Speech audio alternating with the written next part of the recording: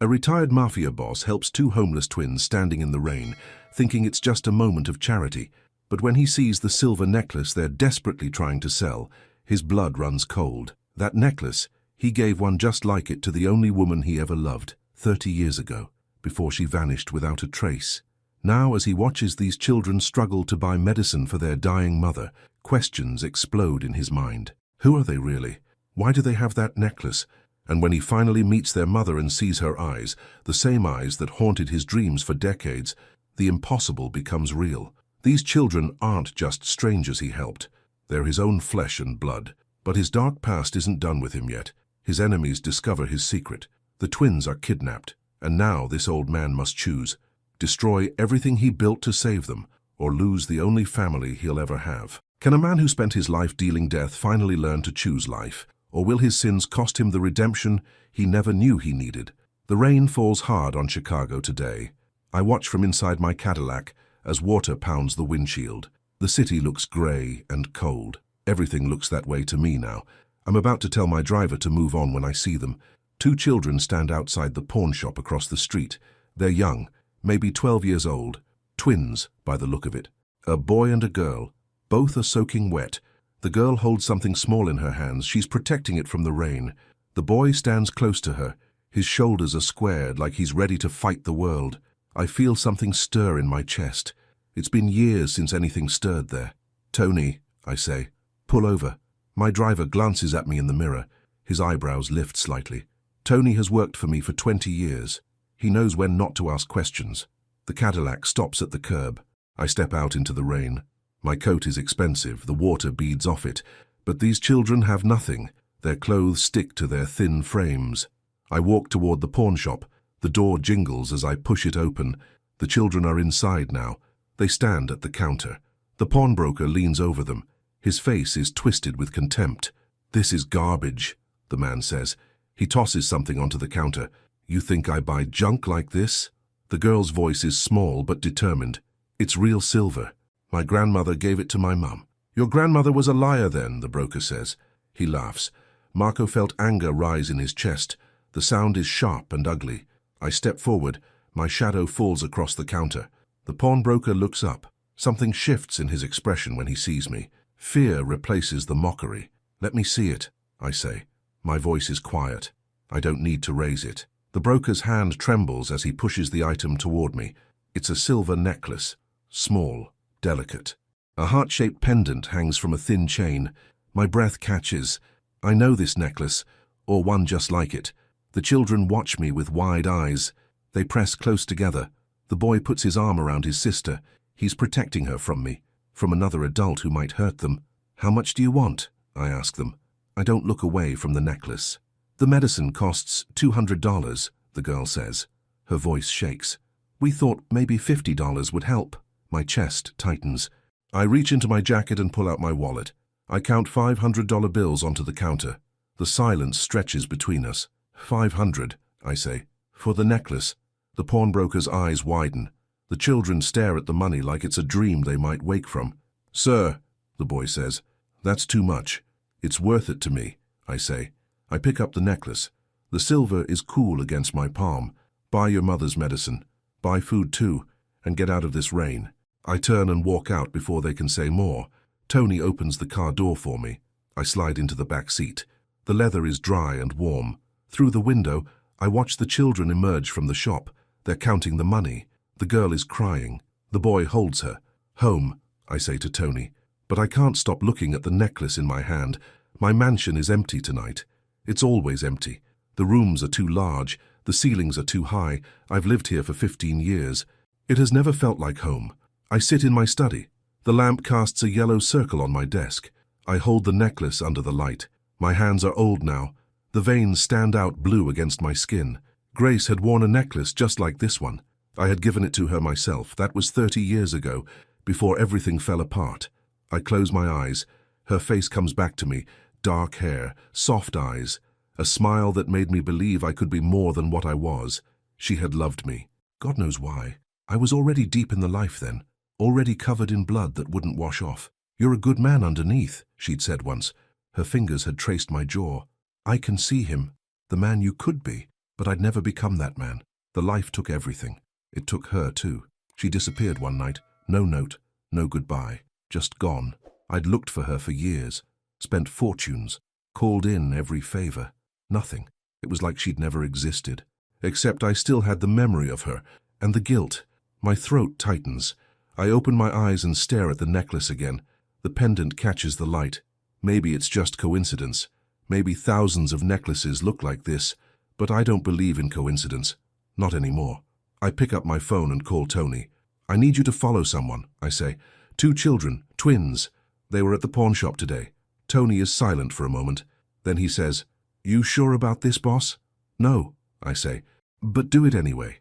Tony calls me the next morning. His voice is careful.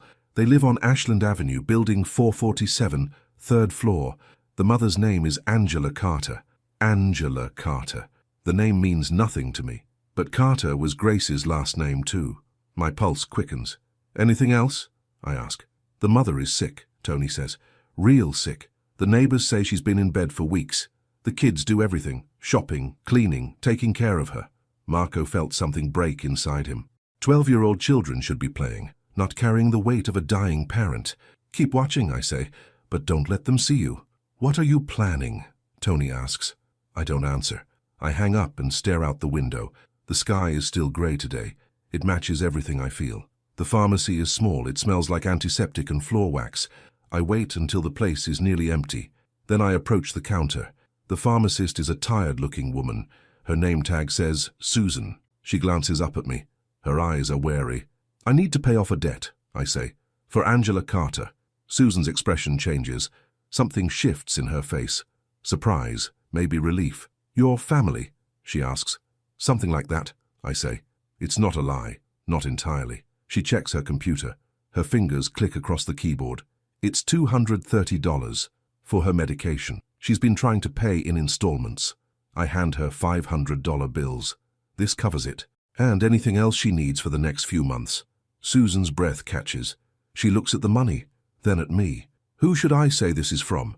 "Don't say anything," I tell her. "Just make sure she gets the medicine." I leave before she can ask more questions. Outside, I sit in my car across from the apartment building where Angela lives. The building is old. Paint peels from the window frames. The steps sag in the middle. This is where my grandchildren live, if they are my grandchildren. The thought makes my chest ache. I've lived 70 years. I've hurt people. I've taken things that weren't mine. I've done things I can never undo. But I never had family. Never had anyone who called me theirs. Until maybe now. I wait 3 days before I go to the apartment. I tell myself I'm being cautious. But the truth is simpler. Marco felt afraid. What if I'm wrong? What if these children have nothing to do with Grace? What if I'm just a desperate old man seeing ghosts? But what if I'm right? I buy groceries, fresh vegetables, good meat, bread that's still warm. I put everything in plain bags. Nothing fancy, nothing that would frighten them. The building has no elevator. I climb the 3 flights of stairs slowly. My knees protest. My breath comes harder than it used to. I'm getting old. That's something I've tried not to think about. I stand outside apartment 3B. I can hear voices inside. A television plays softly. Someone laughs. The sound is young and bright. I knock. The laughter stops. Footsteps approach. The door opens a crack. A chain lock holds it. The boy peers out at me. Recognition flashes across his face. "You," he says. "You're the man from the pawn shop." "I am," I say. "My name is Marco. Marco Bellini." "I'm Eli," the boy says. He doesn't open the door wider. "Why are you here?" "I brought food," I say. I hold up the bags. "I represent a charity. We help families in need." It's a lie, but it's a kind lie. The kind that protects them from the truth a little longer.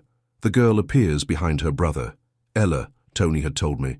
Her eyes are curious, not afraid, not yet. "Mum," Eli calls over his shoulder. "There's a man here." A woman's voice answers. It's weak, strained. "Tell him to go away." "He brought food," Ella says. She looks at me through the crack. "Good food. I can smell it." The silence stretches. Then the woman says, "Let him in." The chain rattles. The door swings open. I step inside. The apartment is small and clean. Someone has worked hard to keep it that way. The furniture is old but cared for. Pictures cover one wall. Drawings mostly. Bright and colourful. The work of children who still see beauty in the world. The woman sits on the couch. She's thin, too thin. Her skin has a grey tint that I recognize. Sickness does that. It drains the life from you slowly. But her eyes are clear, and they're Grace's eyes. My breath catches. For a moment I can't speak. I just stare at her, at those eyes that I've seen in my dreams for 30 years. "I'm Angela," she says. Her voice is tired but steady. "Eli says you helped them at the pawn shop." "I did," I managed to say. "I wanted to make sure you were all right." "We're managing," Angela says. She lifts her chin. Pride. Grace had that too. "We don't need charity. Everyone needs help sometimes," I say. I set the bags on the small kitchen table. "It's not charity, it's kindness." Something shifts in her expression. The hardness softens just a little. "Why would you be kind to strangers?" "Because you're not strangers," I want to say. "Because I loved your mother. Because these children might be the only family I'll ever have." But I say none of that. Instead I say, "Because someone was kind to me once.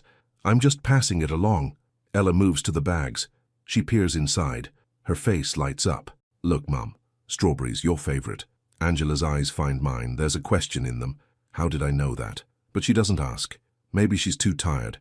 Maybe she doesn't want to know. I stay for tea. Ella makes it. She's careful with the hot water. Eli watches me the whole time. He's protective of his mother and sister. I respect that. I was the same way once. Before the world taught me different. "Tell me about yourself," I say to Angela, "if you don't mind." She hesitates. Then she says, "There's not much to tell. I'm a nurse, or I was before I got sick. The twins are in 6th grade. They're good kids." "They are," I agree. "Your parents?" "My mother died when I was young," Angela says. Her voice drops. "I barely remember her. My father was never in the picture." My chest tightens. "What was your mother's name?" "Grace," Angela says. She looks down at her tea. "Grace Carter." The room tilts. Marco felt the world shift beneath him. Everything I suspected is true. This woman is Grace's daughter. These children are my grandchildren. I want to tell them. I want to fall to my knees and beg forgiveness for not being there, for not finding Grace, for failing them all. But I can't. Not yet. They're not ready, and maybe I'm not either. "Grace is a beautiful name," I say quietly. "She was a beautiful person," Angela says. "From what I'm told, she died when I was 6. Cancer. So Grace didn't just leave me. She died." The thought brings both pain and strange relief. She didn't abandon me. Life took her, the way it takes everything eventually. "I'm sorry," I say, and I mean it, more than she can know. I finish my tea. I stand to leave. The twins walk me to the door. Ella smiles at me. Eli nods. "It's a small thing, but it feels like acceptance." "Can we see you again?" Ella asks. Her voice is hopeful. "If your mother allows it," I say. Angela is watching from the couch. She looks exhausted, but she nods. "You can visit if you want." "I want," I say, "very much." The next morning I call my lawyer. His name is David. He's handled my affairs for 20 years. He knows better than to ask too many questions. "I need you to set up a trust fund," I say, "for a family in need." "How much?" David asks. $2 million, I say, "to be distributed monthly, enough to cover housing, medical care, education, everything they need." David is quiet for a moment. Then he says, "This is a lot of money, Marco." "Are you sure?" "I've never been more sure of anything," I say.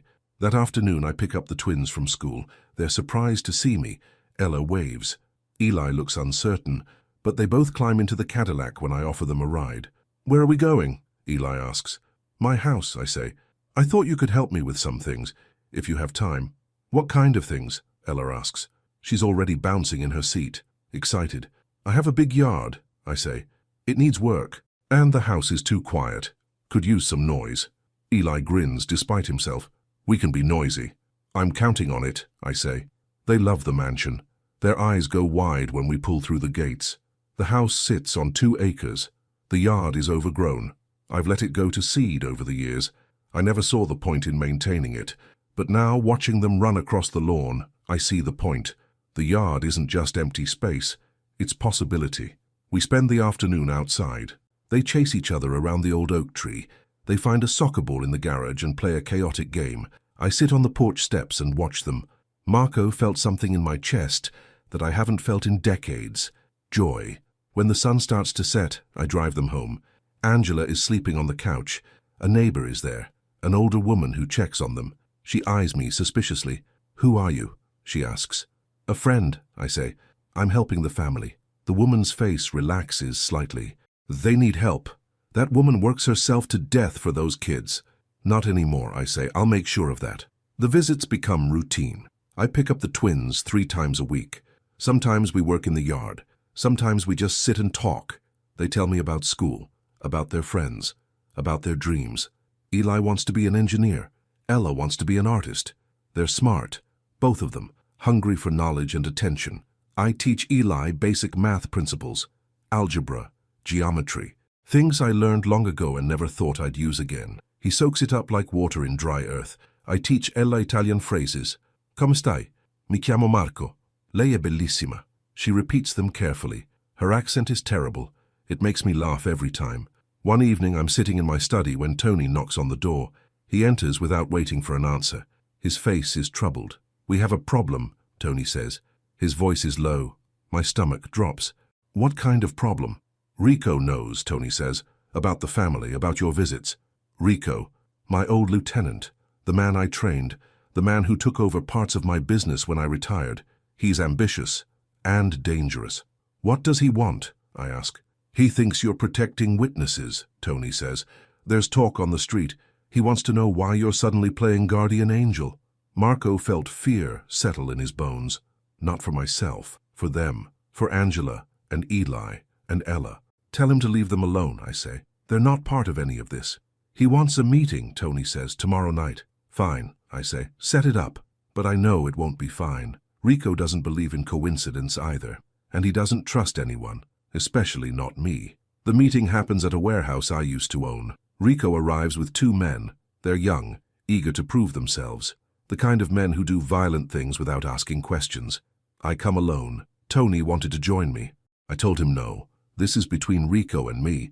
Rico smiles when he sees me. It doesn't reach his eyes. Marco, it's been a while. Not long enough, I say. Rico laughs. Straight to business. I always liked that about you. He leans against a crate. So tell me, why are you spending time with some sick woman and her kids? That's not your concern, I say. Everything you do is my concern, Rico says. Something shifts in his face. The smile vanishes. You taught me that. Remember? Never trust anyone, never let your guard down. I taught you a lot of things, I say. Looks like you forgot the important ones. Rico's jaw tightens. Is that a threat? It's a warning, I say. Leave them alone. They're innocent. No one's innocent in this world, Rico says. You taught me that too. The silence stretches between us. Heavy, dangerous. Stay away from that family, I say. My voice is quiet, but there's steel in it. Or you and I will have a different kind of conversation. Rico studies me. Then he nods slowly. All right, I'll leave them alone. For now. He pushes off the crate. But don't think I won't be watching. If this is some kind of play, I'll find out. It's not a play, I say. It's just an old man trying to do one good thing before he dies. Rico laughs again. You? Good? That's rich. He walks past me toward the door. See you around, Marco. When he's gone, I stand alone in the empty warehouse. My hands shake. I clench them into fists until they stop. Angela invites me for dinner 2 days later. She insists on cooking despite being weak. The twins help her. I arrive with wine and flowers. Simple ones. Daisies. Grace had loved daisies. The meal is humble. Chicken, rice, vegetables. But it tastes better than anything I've eaten in years. Because it's made with love. Because I'm not eating alone. We sit around the small table. Ella tells a story about her art teacher. Eli complains about a bully at school. Angela watches them with tired eyes, but she's smiling. Thank you, she says to me when the twins are clearing dishes. Her voice is soft. For everything. The medicine, the food, spending time with them. You've been very kind. It's been my pleasure, I say, and I mean it. Why us? Angela asks. Her eyes find mine. They're searching, wanting to understand. Why are you doing all this? I want to tell her the truth. I want to say, because you're my family, because I loved your mother, because I've lived 70 years alone and you've given me something I thought I'd lost forever. But instead, I say, because everyone deserves help, and because your children remind me of something I'd forgotten. What's that? Angela asks. That there's still good in the world, I say, despite everything I've seen. After dinner, the twins give me a drawing. They made it together. It shows 4 people standing in front of a house. A tall man, a woman, 2 children. Under it, in careful letters, Ella has written, "Our family." My throat tightens. Marco felt tears threaten. I blink them back. "This is beautiful," I say. My voice breaks slightly. "Thank you." I carry that drawing with me when I leave. In the car, alone, I let the tears fall. I hold the picture against my chest. For the first time in 30 years, I feel like I might belong somewhere. But peace never lasts in my world. The next morning, Tony calls. His voice is urgent. "Boss, you need to see this." He sends me a photo. It's the front of Angela's apartment building. Someone has spray-painted a symbol on the wall. Rico's mark. A warning. My blood runs cold. Marco felt rage burn through him. Hot and fierce. "Get them out of there," I tell Tony. "Now. Today." "Where?" Tony asks. "I have a place," I say. "The house on Lakeshore. It's secure, protected." "Marco," Tony says carefully, "are you sure about this, taking them into protective custody? That's a big step." "Do it," I say. "I won't let anything happen to them." I drive to the apartment myself. Angela answers the door. She takes one look at my face and knows something is wrong. "What happened?" she asks. "There's been a threat," I say, "against me, and anyone close to me. I need you to come with me somewhere safe, just for a few days." Angela's eyes widen. Fear flickers across her face. "What kind of threat?" "The kind I used to deal with in my old life," I say. I won't lie to her, not anymore. "I'll explain everything, but right now, please, trust me." She stares at me. The silence hangs between us. Then she calls to the twins. "Pack a bag. We're leaving for a while." The safe house on Lakeshore is smaller than my mansion, but it's secure. High walls, cameras, a gate that locks from the inside. I've kept it maintained all these years. For emergencies. This qualifies. The twins think it's an adventure at first, but Eli notices Angela's fear. He comes to me that evening while his mother is putting Ella to bed. "Who are you really?" Eli asks. His voice is low, serious. "And why are we in danger?" I look at this boy, 12 years old, already carrying weight that would crush some men. He deserves the truth, or part of it. "I used to be in business," I say carefully. "A dangerous business. I walked away from it years ago, but some men don't forget. And they don't forgive." "Are you a criminal?" Eli asks. He doesn't sound scared, just curious. "I was," I say, "a long time ago." "And now?" Eli asks.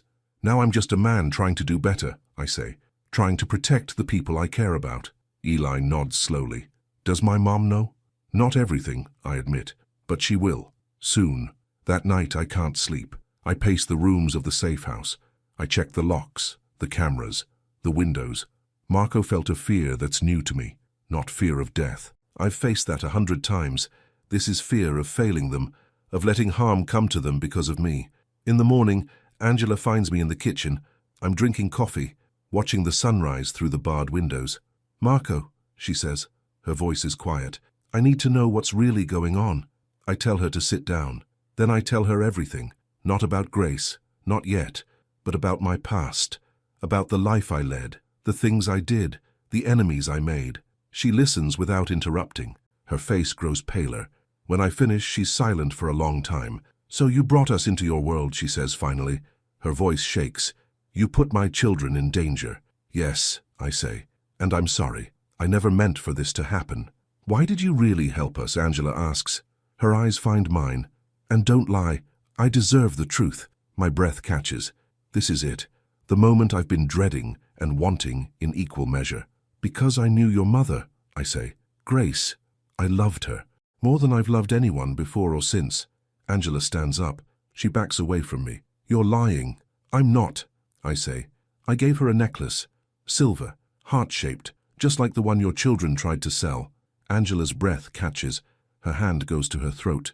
"How do you know about that?" "Because I'm the one who bought it," I say. "That's why I was at the pawn shop. That's why I came to you. Grace disappeared 30 years ago. I never knew why. I never knew about you.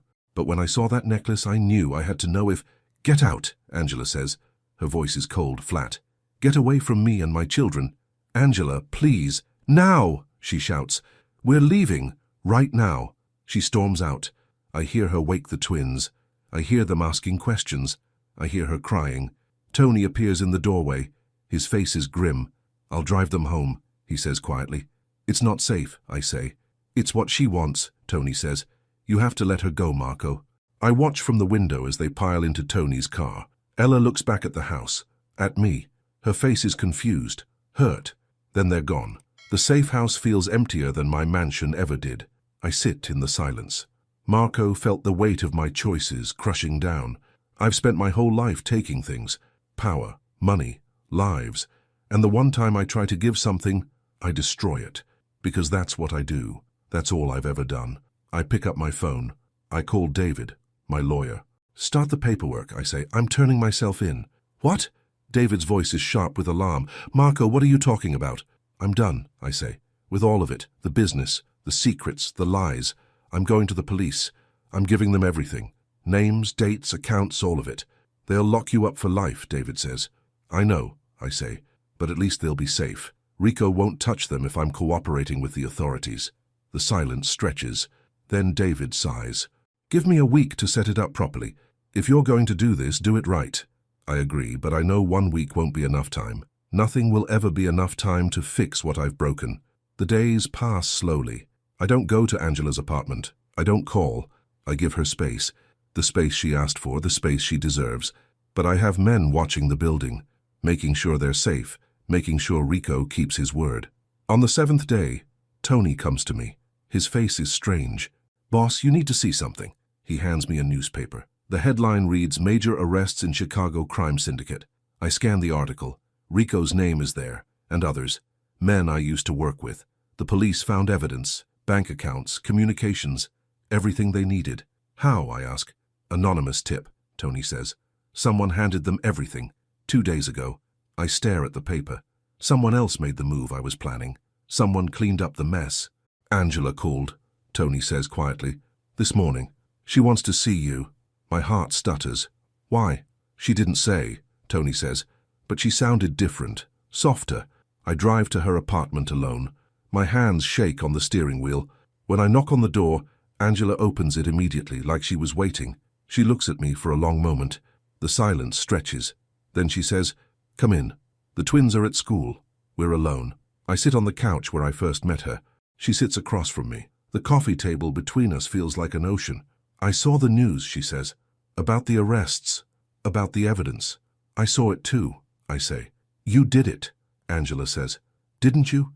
You destroyed your own empire to protect us. I don't answer. I don't need to. She already knows. Eli told me what you said, Angela continues. Her voice shakes slightly. About being a man trying to do better. About protecting the people you care about. It's true, I say. I talked to the nurses at the community clinic, Angela says.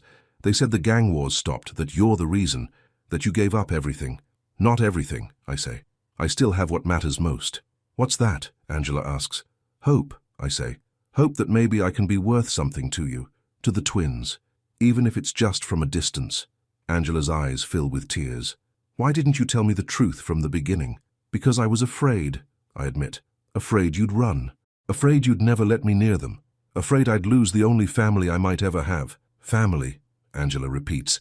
Her voice breaks on the word. Is that what we are? If you'll have me, I say. Marco felt tears threaten again. I know I don't deserve it. I know I've done terrible things, but I swear I would die before I let anything happen to you or those children. Angela stands. She walks to the wall where the pictures hang. Her fingers trace the edge of a photo. It's old, faded. It shows a young woman with dark hair and kind eyes. My mother, Angela says. Grace, I have so few pictures of her. She turns back to me. Did you really love her? Yes, I say. She was the best thing that ever happened to me, and I've mourned her every day since she left. Angela picks up the photo. She brings it to me. Tell me about her, please. So I do. I tell her about the day I met Grace, about her laugh, about the way she saw good in me that I didn't see in myself. I tell her about the necklace, about our stolen moments together, about the night she disappeared and how it broke me. When I finish, Angela is crying. She loved you too, she says. I remember her talking about someone before she got sick. She never said his name, but she said he was brave and strong and lost. That's what I was, I say. Lost, until I found you. Angela sits beside me, not close, but not far either. The twins drew that picture, she says. The one of our family. They've never had a grandfather, never had anyone but me and each other. I want to be there for them, I say. For all of you, however you'll let me. Something shifts in her expression. The hardness I saw before is gone. In its place is something fragile and beautiful. Possibility. Okay, Angela says softly. We can try. But Marco. Yes? No more secrets, she says. Her voice is firm. No more lies. If we're going to be family, it has to be built on truth. No more secrets, I promise. You have my word. When the twins come home from school, they find us sitting together at the table. Their faces light up when they see me. They run over.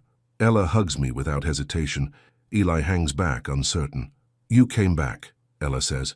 Her voice is muffled against my shirt. I'll always come back, I say. Marco felt something warm spread through my chest. If you'll let me. Mum said you're our grandfather, Eli says. He's watching me carefully. Is that true? It is, I say. If you want me to be. Eli looks at his mother. She nods. Then he looks back at me. Okay, he says, but you have to keep your promises. That's what grandfathers do. I will, I say, every single one. We have dinner together that night. Angela is still weak, but she smiles more, laughs even. The twins tell me about their day, about the test Eli aced, about the drawing Ella made in art class. When it's time for me to leave, Ella gives me another picture. This one shows just two people, an old man and a young girl. Both are smiling. Under it she's written, Grandpa Marco and me. I carry it to my car. I sit behind the wheel and stare at it. The tears come freely now. I don't try to stop them. Marco felt grateful and terrified and hopeful all at once. I've been given something precious, something I don't deserve but desperately need. A second chance, a family, a reason to be better than I was. But as I drive away, I see a car pull out behind me.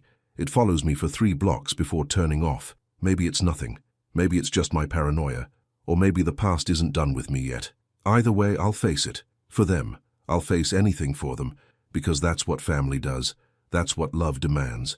And for the first time in my life, I'm ready to give it everything I have. The next morning, I wake to the sound of my phone ringing. It's too early. The sun hasn't risen yet. Nothing good comes from calls at this hour. Boss, Tony's voice is tight. Scared. They're gone. I sit up. My heart pounds. Who's gone? The twins, Tony says. They didn't show up at school yesterday. Angela's phone is off. I went by the apartment. The door was open. There are signs of a struggle. Marco felt the world tilt. Everything goes cold and sharp. When? Sometime yesterday afternoon, Tony says. The neighbor said she heard shouting. She thought it was just the TV. I'm already moving, getting dressed. My hands shake as I button my shirt. Meet me at the office. Get everyone we still have. Tell them it's an emergency. Marco, Tony says carefully, most of our people are gone. After the arrests. After you dismantled everything. We don't have the resources we used to. I don't care, I say. My voice is steel. Find whoever's left. Call in every favor we have. I want them found, today. I hang up. I stand in my bedroom. The morning light creeps through the windows. Yesterday I had a family. Today they're gone. Taken because of me. Because I brought my poison into their lives. My chest tightens. No, I won't let this end like Grace. I won't lose them too. The office is an old building downtown. I haven't been here in months. Dust covers the furniture. The phones are disconnected. But Tony has managed to gather 5 men, 5 out of the 50 who used to work for me. They look nervous when I walk in. I don't blame them. They know what's coming, what I'm asking them to do. Rico took them, I say without preamble. The woman and her children. I need to find them. Boss, one of the men says. His name is Vincent. Rico got arrested. He's in county lockup. Then it's his crew, I say. They're working without him. Where would they take hostages? The men exchange glances. Another man speaks up. Marcus, he's older. Been in the life longer than most. The old factory on Pulaski, they used to use it for interrogations. My stomach turns. Interrogations. That's a kind word for torture. Marco felt rage burn through me. Hot and consuming. How many men would be there, I ask. 4, maybe 5, Marcus says. They're not expecting trouble. Not without Rico. Then we have surprise, I say. Tony, get the cars. Vincent, Marcus, you're with me. The rest of you stay here. If this goes wrong, I don't want you connected to it. Boss, Tony says quietly. If we do this, if we go in armed, the police will come down hard. You could lose everything. I already lost everything that matters, I say. Now I'm getting it back. We drive in 2 cars. The factory is on the south side, a neighborhood that gave up on itself years ago. The buildings are empty shells. The streets are cracked and broken. The factory rises against the grey sky. Windows are shattered. Graffiti covers the walls. It looks abandoned, but I know better. I know what happens in places like this. We park a block away. I check my gun. It's been years since I carried one. My hands remember the weight, the balance. Some things you never forget. We go in quiet, I say. Find them first. Then we get out. And if we can't get out quiet? Vincent asks. Then we make noise, I say. Tony's breath catches. He knows what I'm saying, what I'm willing to do. Marco, you could die in there. I'm 70 years old, I say. I've lived longer than I deserved, but those children haven't lived at all yet. If it's my life for theirs, that's a trade I'll make. We move through the shadows. The factory has a back entrance. The door is rusted but unlocked. We slip inside. The smell hits me first. Decay, mold, and something else. Fear. The main floor is empty, but I hear voices above. Second floor. We climb the stairs carefully. Each step creaks under our weight. My heart hammers in my chest. At the top we find a hallway. Doors line both sides. Light shows under one door at the end. Voices come from inside. Men laughing, making jokes. I look at Tony. He nods. We move forward. Marco felt every muscle in my body tense. Ready. I push the door open. 4 men sit around a table. Cards are spread out. Money in the center. They're playing poker, having fun. While somewhere in this building, my family suffers. They look up when we enter. Surprise flashes across their faces. Then fear. They recognize me. Where are they? I ask. My voice is quiet, deadly. The men don't move. One reaches for a gun on the table. Tony shoots first. The bullet hits the wall above the man's head. He freezes. I asked a question, I say. Where is the woman and her children? Room 3, one of them stammers. His voice shakes. Down the hall. They're locked in. Are they hurt? I ask. The man's eyes dart away. That tells me everything. My vision goes red. Marco felt something dark and violent rise in me. The old me, the one who ruled through fear. Tony, I say, get them out. Take Vincent. I'll handle this. Tony hesitates. Boss, go, I say. Now. They leave. The 4 men stare at me. I stare back. The silence stretches. You made a mistake, I say. You took something that belongs to me. Rico said they were just leverage, one man says. He's trying to sound brave, failing. Insurance. In case you tried something. Rico's in jail, I say, because of me, and now you're going to join him. But first you're going to tell me exactly what you did to them. The man's face goes pale. We didn't hurt them. Not really. Just scared them a little. Made sure they knew to stay quiet. Lightning flashes outside. Thunder follows. A storm is rolling in. How fitting. The world matches what I feel inside. I hear footsteps in the hall. Tony's voice calling my name. He sounds urgent, relieved. Marco, I found them. I lower my gun. You have 10 seconds to run, I tell the 4 men, before I change my mind. They don't need to be told twice. They bolt for the door. Their footsteps echo down the stairs. I stand alone in the empty room. My hands shake now that it's over. I walk to room 3. The door is open. Inside, Angela sits on the floor. The twins are in her arms. They're crying, all 3 of them. When Angela sees me, something shifts in her face. Relief wars with anger. You, she says. Her voice breaks. You did this. You brought this on us. I know, I say. I'm sorry. I'm so sorry. Ella breaks away from her mother. She runs to me. Her arms wrap around my waist. She's sobbing against my chest. I was scared, Grandpa. I was so scared. My throat tightens. Marco felt tears burn in my eyes. I know, sweetheart, I know. But you're safe now, I promise. Eli stands slowly. He's trying to be brave, but his eyes are red. His hands shake. They said they'd hurt Mom. They said it was your fault we were there. They were right, I say. It is my fault, all of it. Stop, Angela says. She stands on shaky legs. Just stop. Get us out of here, please.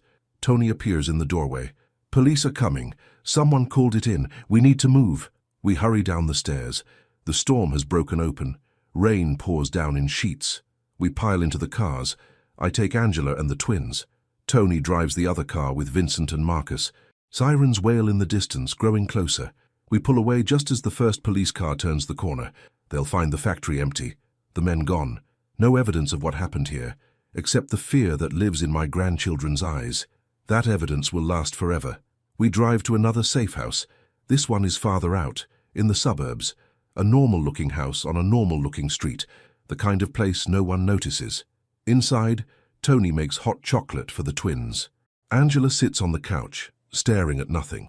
She's in shock. I recognize it from years of seeing people after violence. I sit beside her, not close, just near enough to be there if she needs me. I should have protected you better, I say.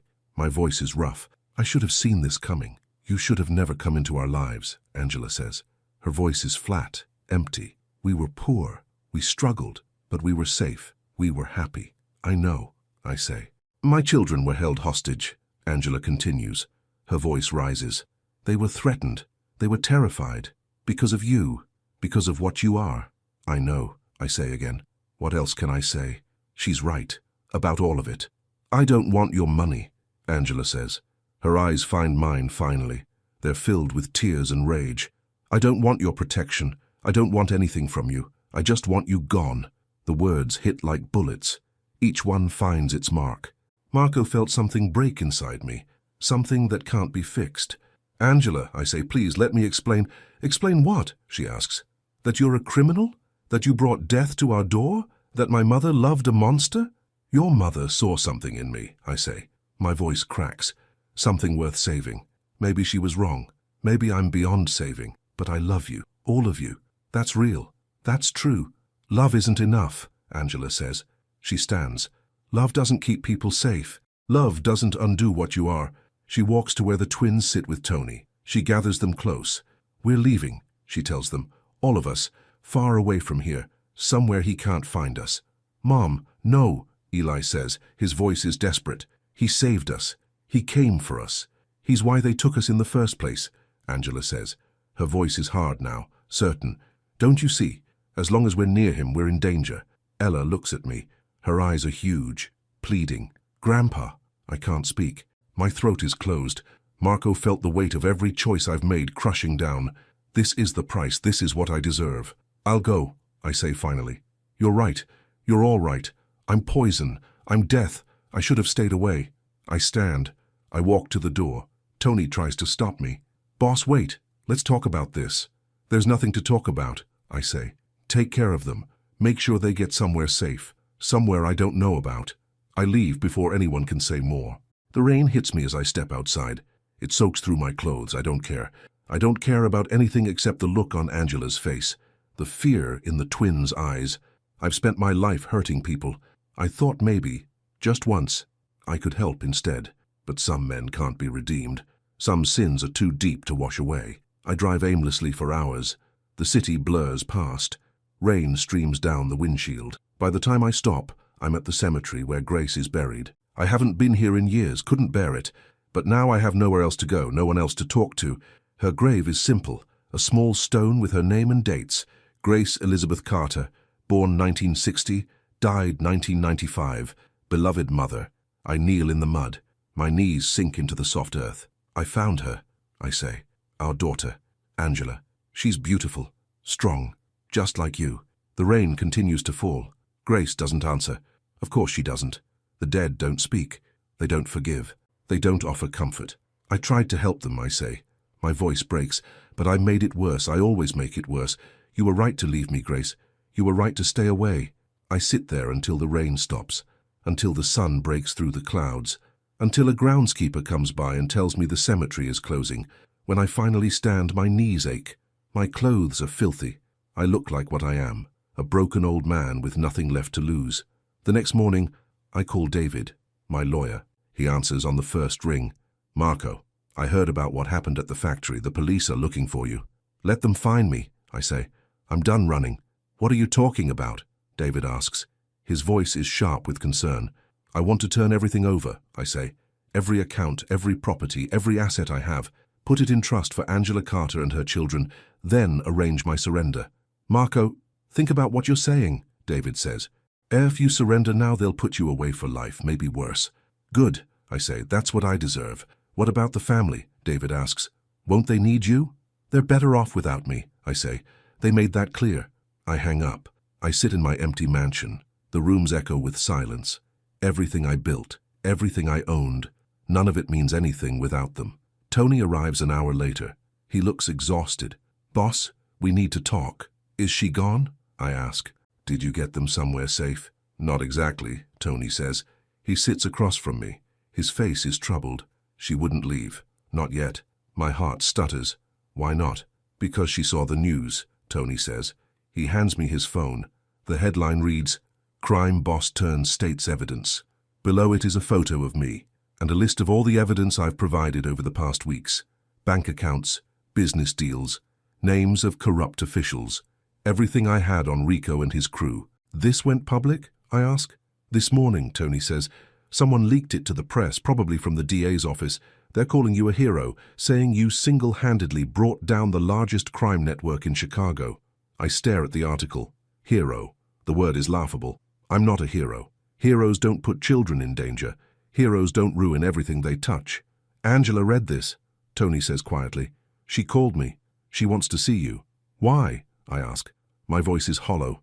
She didn't say, Tony says. But Marco, I think maybe you should go. Give her a chance to say what she needs to say. Angela's apartment looks the same, but everything feels different. I knock on the door. My heart pounds. Eli answers. He doesn't smile, but he doesn't close the door either.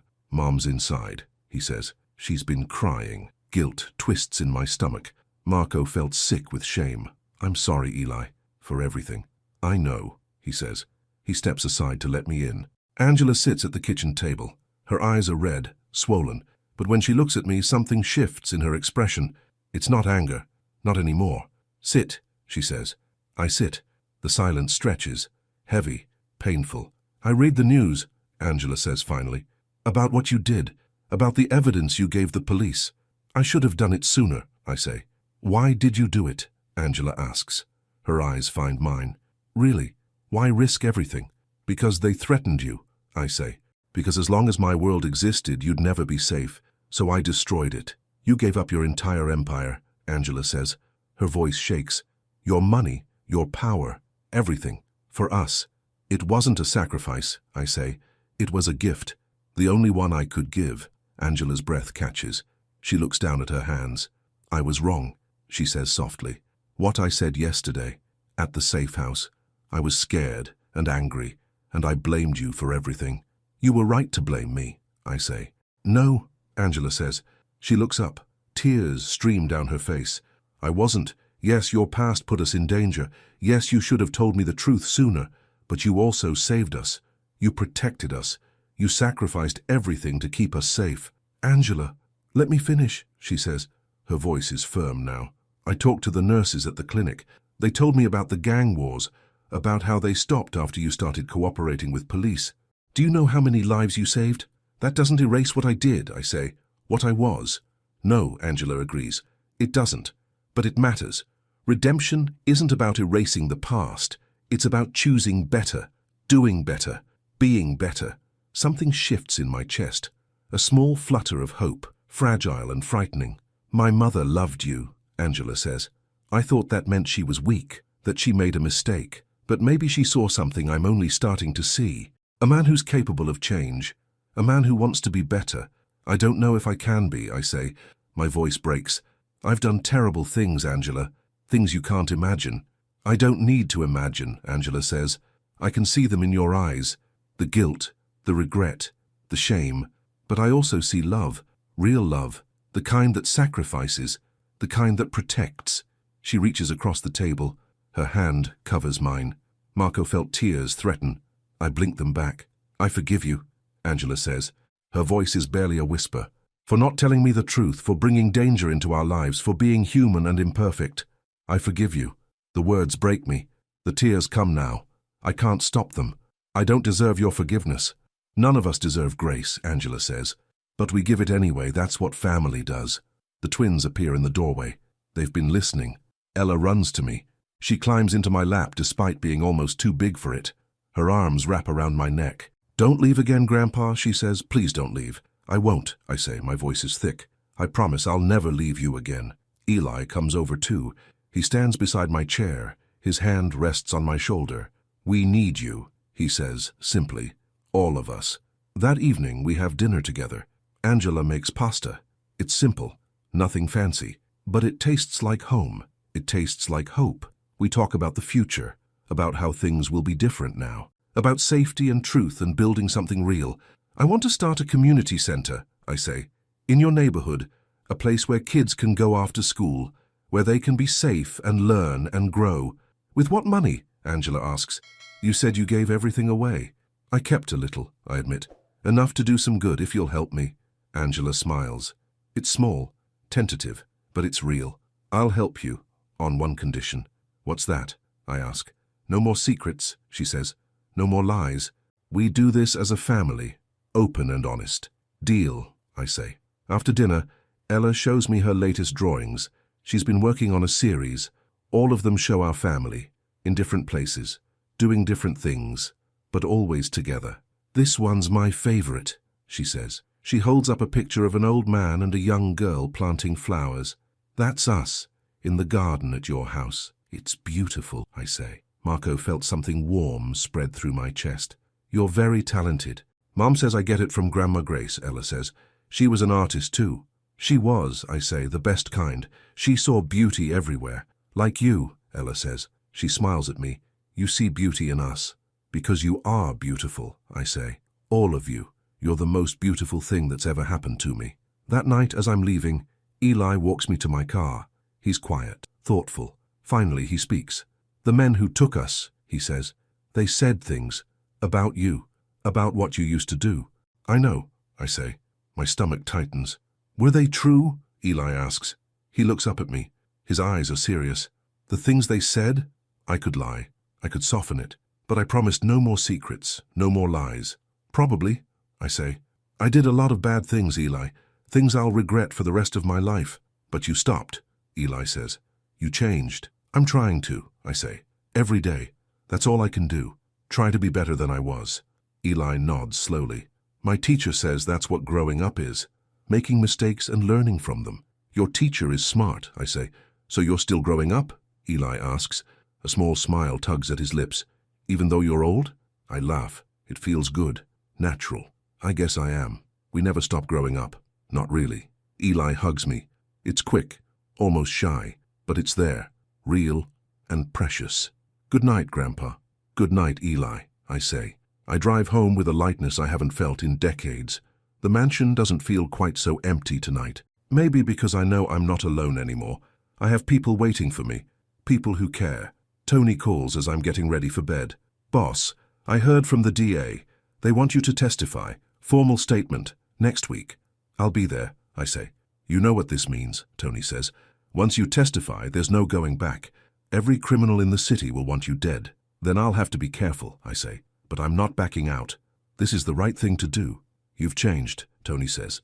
His voice is soft, almost proud. The old Marco would never have risked himself like this. The old Marco didn't have anything worth living for, I say.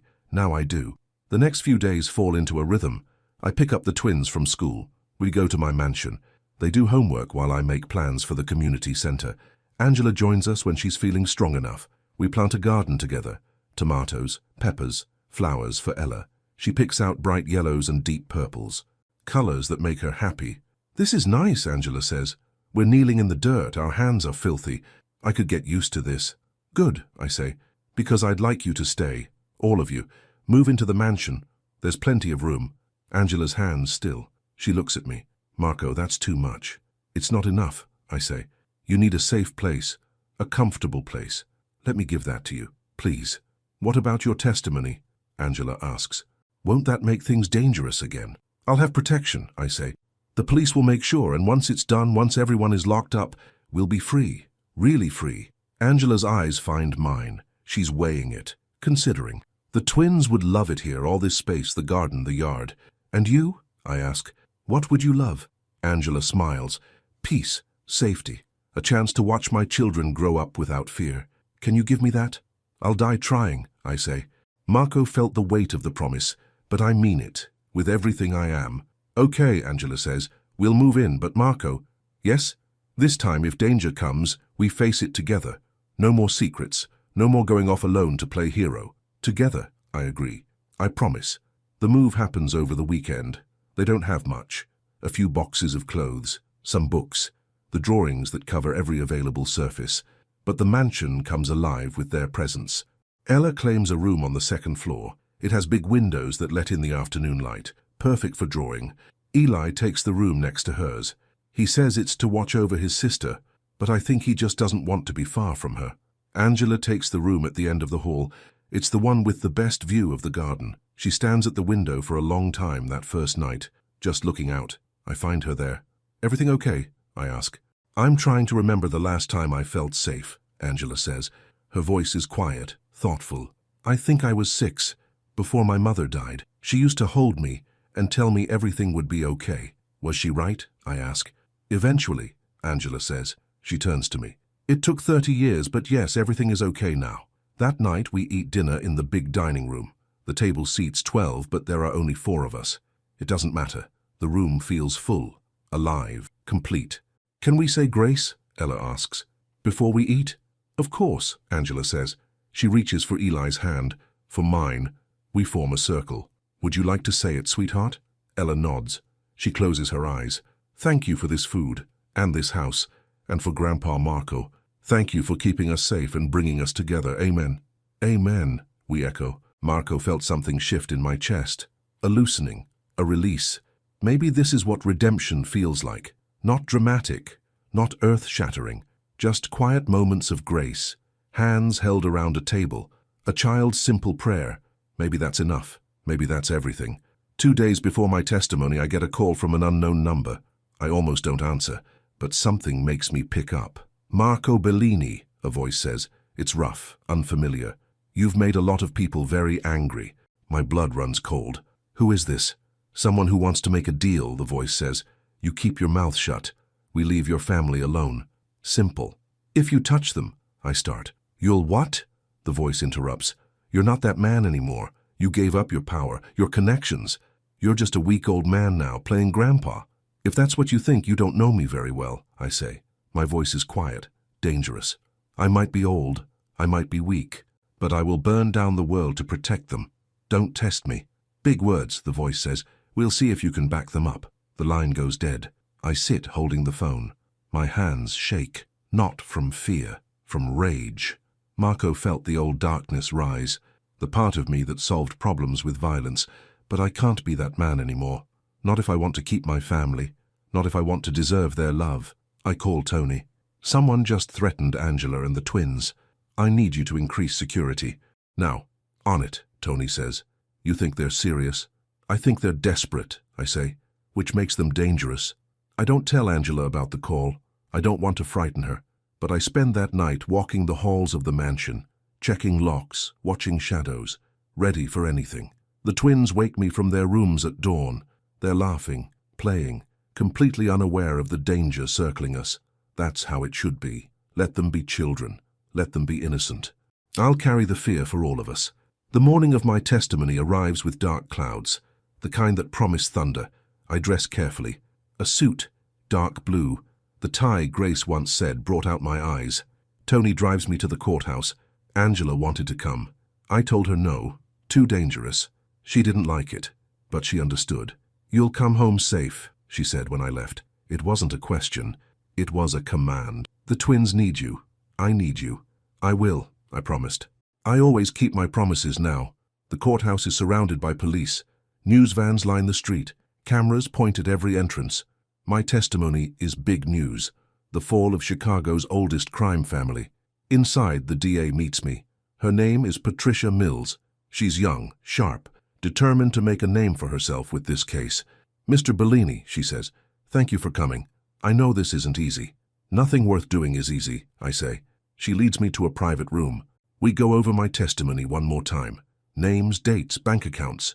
Everything I know about Rico's operation. About the corruption that ran deep through the city. "They're going to come after you for this," Patricia says. Her voice is serious.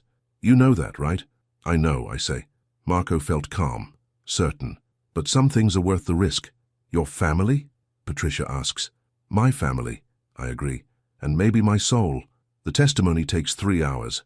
I sit in a room with lawyers and judges and men who want to see me hang. I tell them everything. I leave nothing out. Rico's lawyer tries to break me, asks about my own crimes, my own sins. I admit to all of it. Yes, I hurt people. Yes, I broke laws. Yes, I deserve punishment. But I also tell them about the change, about meeting my daughter and grandchildren, about choosing to be better, about destroying my empire to protect innocent lives. When I'm done, the room is silent. Even Rico's lawyer has nothing to say. The judge thanks me, says my cooperation will be noted, that it matters. I don't care about leniency.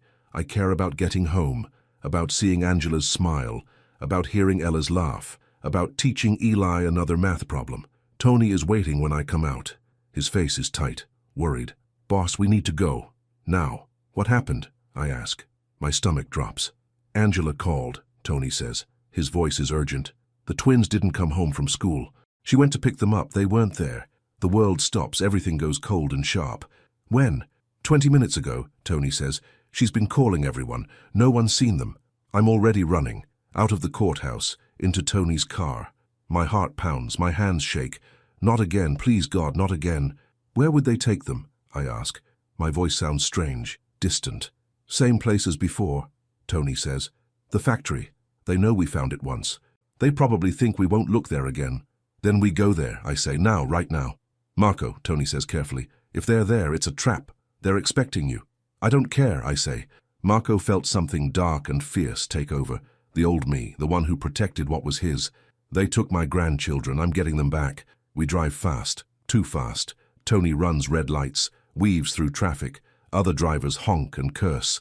I don't hear them. I only hear my own blood pounding in my ears. My phone rings. Unknown number. I answer. Hello, Marco, a voice says. The same voice from 2 days ago. I told you what would happen. Where are they? I ask. My voice is steel. Where are my grandchildren? Come alone to the old factory, the voice says. You know where, come unarmed, come before sunset, or they die. If you hurt them, I start. You'll what? The voice interrupts. You're not in a position to threaten. You're in a position to obey. Sunset, Marco, don't be late. The line goes dead. I stare at the phone. My breath catches. The fear is a living thing inside me, sharp and terrible. Turn around, I tell Tony. Take me to the mansion first. Why? Tony asks. Because I need to get something, I say. And I need to say goodbye, just in case. Angela is pacing the living room when we arrive. Her face is pale, tear-stained. When she sees me, she runs into my arms. They have them, she sobs. They have my babies? I know, I say. I hold her tight. I'm going to get them back, I promise. How? Angela asks. She pulls back to look at me. Her eyes are desperate. How are you going to save them? I'm going to trade myself, I say. Me for them. That's what they want anyway. No, Angela says. Her voice is sharp. No, Marco. You can't. They'll kill you. Maybe, I say. But they'll let the twins go first. That's all that matters. You matter, Angela says. Something shifts in her expression, fierce and protective. You matter to us, to them, to me. I won't lose you, not now. Not after we just found each other. Angela, I start. No, she interrupts. Her hands grip my arms. We go together. Call the police. Let them handle this. There's no time, I say. Sunset is in 2 hours. By the time police organize a rescue, it'll be too late. Angela's breath catches. She knows I'm right. She hates it, but she knows. Then I'm coming with you, she says. Absolutely not, I say. It's too dangerous. They're my children, Angela says. Her voice is firm, final. I'm their mother. I belong there. We stare at each other. The silence stretches, heavy with fear and love and desperation. Finally, I nod. Okay, but you stay in the car. You don't come in unless I call for you. Agreed, Angela says. But I can see in her eyes she's lying. She'll do whatever it takes, just like I would. We drive to the factory as the sun begins to set. The sky bleeds orange and red, beautiful and terrible, like the world is on fire. Tony parks a block away. He hands me a gun. I shake my head. They said no weapons. Boss, Tony says. His voice is pleading. Don't be stupid. They're not playing fair. Why should you? Because if they search me and find it, they'll kill the twins immediately, I say. I can't risk that. I leave the gun in the car. Angela squeezes my hand. Bring them home, she says. Her voice breaks. Bring my babies home. I will, I say. I promise. I walk to the factory alone. Each step feels heavy, final, like I'm walking to my own execution. Maybe I am. Maybe that's what I deserve. But if my death buys their life, I'll pay it gladly. Marco felt a strange peace settle over me. I'm not afraid anymore. I'm ready. The factory looks the same as before. Broken windows, graffiti, decay. But this time, I know what waits inside. Evil. Pure and simple. I push open the door, it creaks. The sound echoes through the empty building. Footsteps approach. A man appears. Young, hard-faced. He pats me down roughly. Clean, he calls over his shoulder. The old man followed orders. Bring him up, a voice answers. Not the voice from the phone. This one I recognize. It sends chills down my spine. Rico. But Rico is in jail. I saw him arrested. How is he here? The young man leads me upstairs, to the same room as before. The same place where I found Angela and the twins last time. Rico sits in a chair. He's wearing a suit. Expensive. He looks relaxed, comfortable, like he's hosting a party instead of a kidnapping. Marco, Rico says. He smiles. Thank you for coming. I wasn't sure you would. You're supposed to be in jail, I say. I was, Rico agrees, for about 48 hours. Then my lawyers got me out. Insufficient evidence. Illegal search. Funny how that works when you have good lawyers. My chest tightens. Where are the children? Safe, Rico says. For now. Sit down, Marco. Let's talk. I don't want to talk, I say. My voice is hard. I want to see them. Now. Rico sighs. He gestures to the young man. Show him. The man opens a door. Inside, Eli and Ella sit on the floor. Their hands are tied.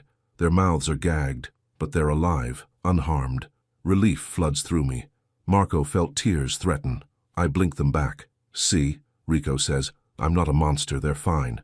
And they'll stay fine as long as you cooperate. What do you want, I ask. I want you to recant your testimony, Rico says. He leans forward. Tell the DA you lied, that you made it all up. Do that, and I let the children go. And if I don't, I ask. Then they die, Rico says simply. Right here, right now, while you watch. The silence stretches, thick and suffocating. My mind races. If I recant, Rico goes free. He hurts more people, destroys more lives. But if I don't, my grandchildren die. You're lying, I say. You'll kill them anyway, even if I recant. Maybe, Rico admits, but maybe not. Do you really want to take that chance? I look at Eli and Ella. They're watching me. Eli's eyes are fierce, trying to be brave. Ella's eyes are filled with tears, terrified but trusting, believing I'll save them. Let me talk to them first, I say. Let me say goodbye. If I'm going to sacrifice everything, I deserve that much. Rico considers. Then he nods. Fine, 5 minutes, but the door stays open, and if you try anything, they die immediately. The young man unties the children's hands, removes their gags. They run to me. Ella crashes into my arms. Eli follows. We hold each other tight. I'm sorry, I whisper. I'm so sorry. It's not your fault, Eli says. His voice is strong, certain. You came for us, like you promised. He's our grandpa, Ella says. She looks at Rico. Her voice is loud, clear. He's not a monster. He's good. He's trying to be good. Rico laughs. Good? Marco Bellini? That's rich. He is, Ella insists. Something shifts in her voice. Defiant. Brave. He saved us before. He'll save us now. Time's up, Rico says. He stands. Make your choice, Marco. Your testimony or their lives. I look at my grandchildren, at their faces. So young, so full of potential. They deserve to grow up, to live, to be happy. But how many other children will suffer if Rico goes free? How many families will he destroy? How much evil will spread? Marco felt torn, broken, caught between impossible choices. Then I hear it. Sirens, distant but growing closer. Rico hears them too. His face changes. Anger replaces the smugness. What did you do? He snarls. Nothing, I say, but I'm smiling now. But I bet Angela did. The door downstairs crashes open. Police pour in, shouting, commands. Footsteps thunder up the stairs. Rico grabs Ella. He pulls a gun from his jacket. He presses it against her temple. Everyone stops or she dies. The police freeze. I freeze. Everything stops. My breath catches. The world narrows to Ella's terrified face and the gun against her head. Let her go, Rico, I say. My voice shakes. This is between us, not her. You ruined everything, Rico says. His voice is wild, desperate. My business, my reputation, my life. You destroyed it all. Because you forced me to, I say. You threatened my family. What did you expect? I expected loyalty, Rico spits. I expected respect. I gave you everything. I learned from you, and you betrayed me. I stopped being what you wanted, I say. I started being what they needed. There's a difference. There's no difference, Rico says. You're weak, soft. You chose them over power. Yes, I say. I did, and I do it again. Something shifts in Rico's expression. His grip on Ella loosens slightly. Not much, but enough. I loved you like a father, Rico says. His voice breaks. I would have done anything for you. Then let her go, I say. If you ever loved me, if any of it meant anything, let my granddaughter go. The silence stretches, endless, suffocating. Ella whimpers. Tears stream down her face. Marco felt my heart breaking, shattering into pieces. Then Eli does something I don't expect. He steps forward, between me and Rico. His voice is loud, clear. Stop! Everyone freezes. Rico stares at the boy. What? He's not a monster, Eli says. His voice shakes but holds steady. He's our grandpa. He came for us. He gave up everything for us. He's good. He's not good, Rico says. He's better than you, Eli interrupts. His voice is fierce now, protective. You hurt people because you like it. He hurt people because he didn't know better. But he changed. He's trying. That makes him good. Rico's hand trembles. The gun wavers. Something shifts in his face. Uncertainty, doubt, maybe even shame. She's 12 years old, I say quietly. She's innocent. Whatever you need to do to me, do it. But let her go first. The police are inching closer. Rico sees them. He knows it's over. He can kill Ella, but then they'll kill him. And for what? Revenge? Pride? I should kill you all, Rico says, but his voice has lost its edge. He sounds tired, defeated. Then do it, I say, but you'll have to live with it, and so will I. Is that what you want, to make me watch her die? Rico's eyes find mine. For a moment I see the boy I trained, the one who looked up to me, the one who wanted to be strong and feared and powerful before the darkness took him completely. No, Rico says finally. He lowers the gun. He releases Ella. No, I don't want that. Ella runs to me. I catch her, hold her tight. Eli joins us. We stand together as police swarm Rico. They tackle him, handcuff him, read him his rights. It's over. Finally over. Outside, Angela is waiting behind a police barricade. When she sees us, she screams. Joy and relief and terror all mixed together. She runs to us. We collide in a tangle of arms and tears and desperate hugs. You called them, I say. How did you know? I followed you, Angela admits. Her voice is thick with tears. I couldn't just wait, so I followed. And when I saw you go in, I called 911. You saved us, I say. All of us. We saved each other, Angela says. She pulls back to look at me. Her hands frame my face. That's what family does. The police want statements. They want details. We spend 2 hours at the station telling them everything. About Rico, about the threats, about the kidnapping. By the time we're done, it's past midnight. The twins are exhausted. They fall asleep in the back seat on the drive home. Angela holds my hand the whole way. Is it really over? She asks quietly. Yes, I say. Rico will go to prison. For a long time. And with his arrest, the rest of his crew will scatter. We're safe now. Promise? Angela asks. Her voice is small, vulnerable. I promise, I say. Marco felt the weight of the words, but also the truth of them. It's over. We can finally start living. The next few weeks are quiet, peaceful. We fall into a routine that feels almost normal. The twins go to school. Angela starts feeling stronger. The medicine is working. The stress is lifting. I work on the community center. The building is old. It needs renovation. But the bones are good, strong, like us. Local volunteers help. People from the neighborhood who remember what it was like before the gangs, before the fear. They want something better for their children, for their community. Angela helps run the medical corner. She's still a nurse at heart. She can't help but care for people. It's who she is, who she's always been. The twins organize art classes on weekends. Ella teaches drawing. Eli helps younger kids with homework. They're natural teachers, patient, kind, so different from the world I came from. One afternoon, I'm painting a wall when David calls. My lawyer. His voice is somber. Marco, I have news. What kind of news? I ask. The DA is dropping most charges against you, David says.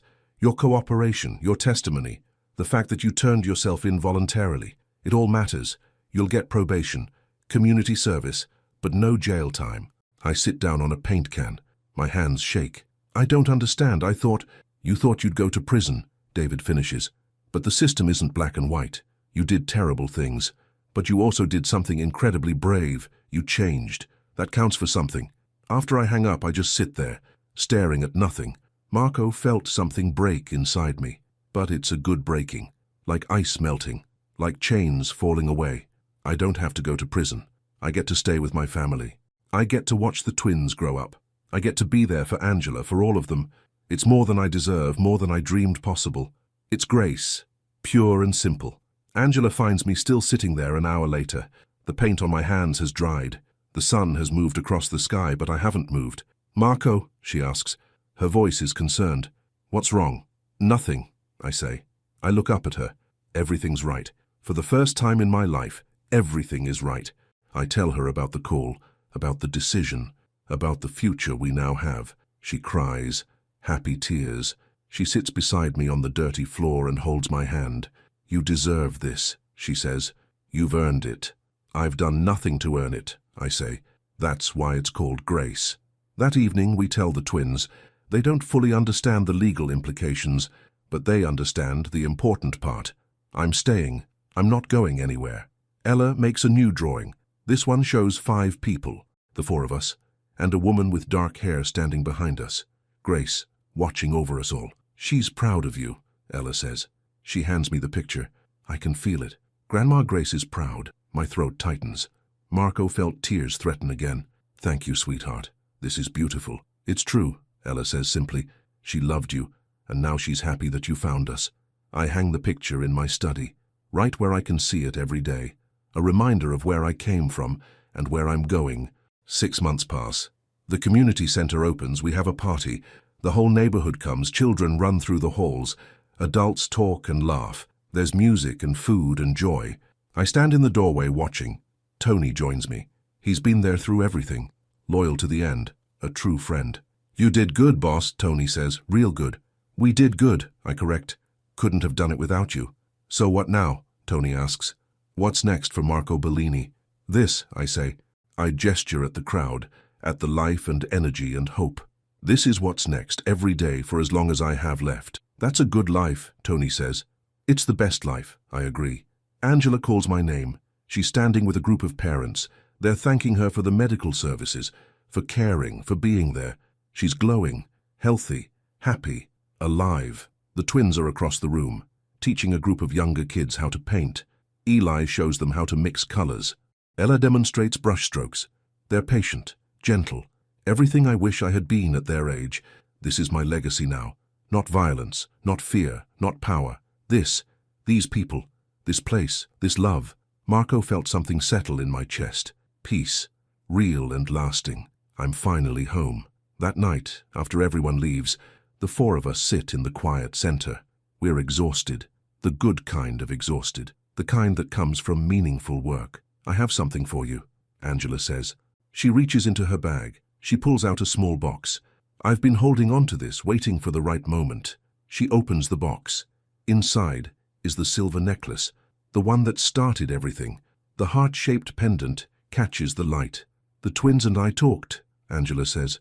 Her voice is soft. "We want you to have this. It's yours. It always was." My breath catches. I take the necklace with shaking hands. "Are you sure?" "We're sure," Eli says.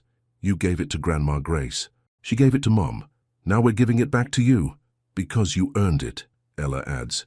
"You earned it back with love." I hold the necklace against my chest. The silver is warm, like it's been waiting for this moment, waiting to come home. Angela helps me put it on. The chain settles around my neck. The pendant rests over my heart, where it belongs, where it's always belonged. "Thank you," I say. My voice breaks. "For this, for everything, for giving me a second chance." "Third chance?" Angela says. She smiled. "Maybe fourth, but who's counting?" We laugh. It feels good, natural, like this is how it's always been, like we've always been a family. That night I stand at my bedroom window. The necklace glints in the moonlight. I touch it gently. Think about Grace, about the life we could have had, but also about the life I have now, different from what I imagined, but beautiful in its own way, built on truth and sacrifice and love. "I found them," I whisper to the night, to Grace. "Our daughter, our grandchildren. I found them, and I'll protect them. I promise." The wind carries my words away, but I feel something, a presence, warm and gentle. Maybe it's my imagination, maybe it's hope, maybe it's grace, it doesn't matter. What matters is I'm not alone anymore. I have family, I have purpose, I have peace. Marco felt gratitude wash over me, deep and overwhelming, for this chance, for this life, for this love. A year passes, then another. The community center thrives. More programs start, more children come, more families find help and hope and healing. Angela's health stabilizes. She returns to nursing part-time, but she still helps at the center, still touches lives with her kindness. The twins grow. Eli becomes serious about engineering. He builds things, fixes things, creates solutions to problems. Ella's art improves.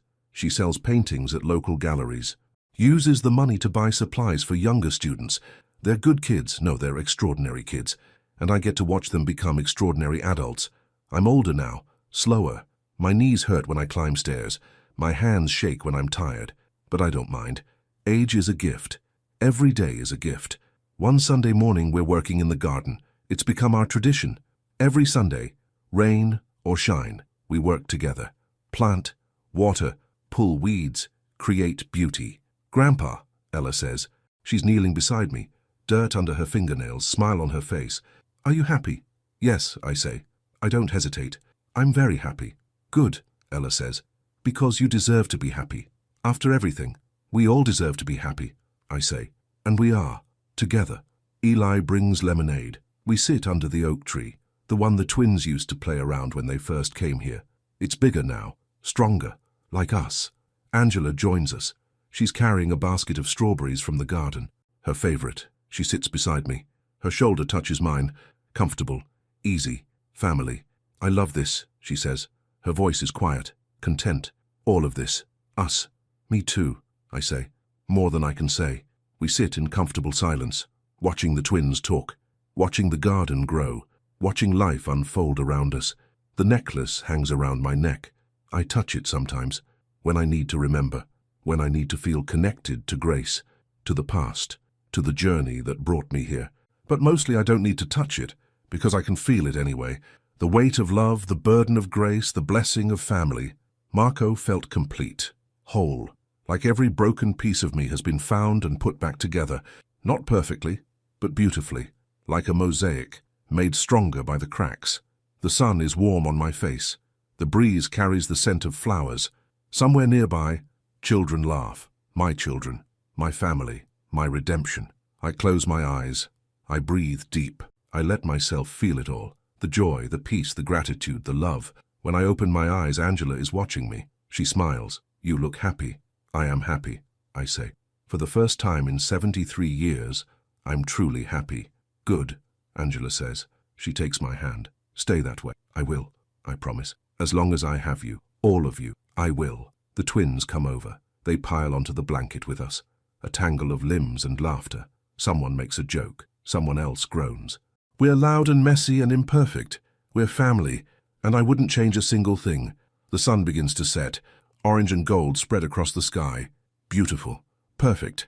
Like the world is blessing this moment, this family, this second chance. I look at each face.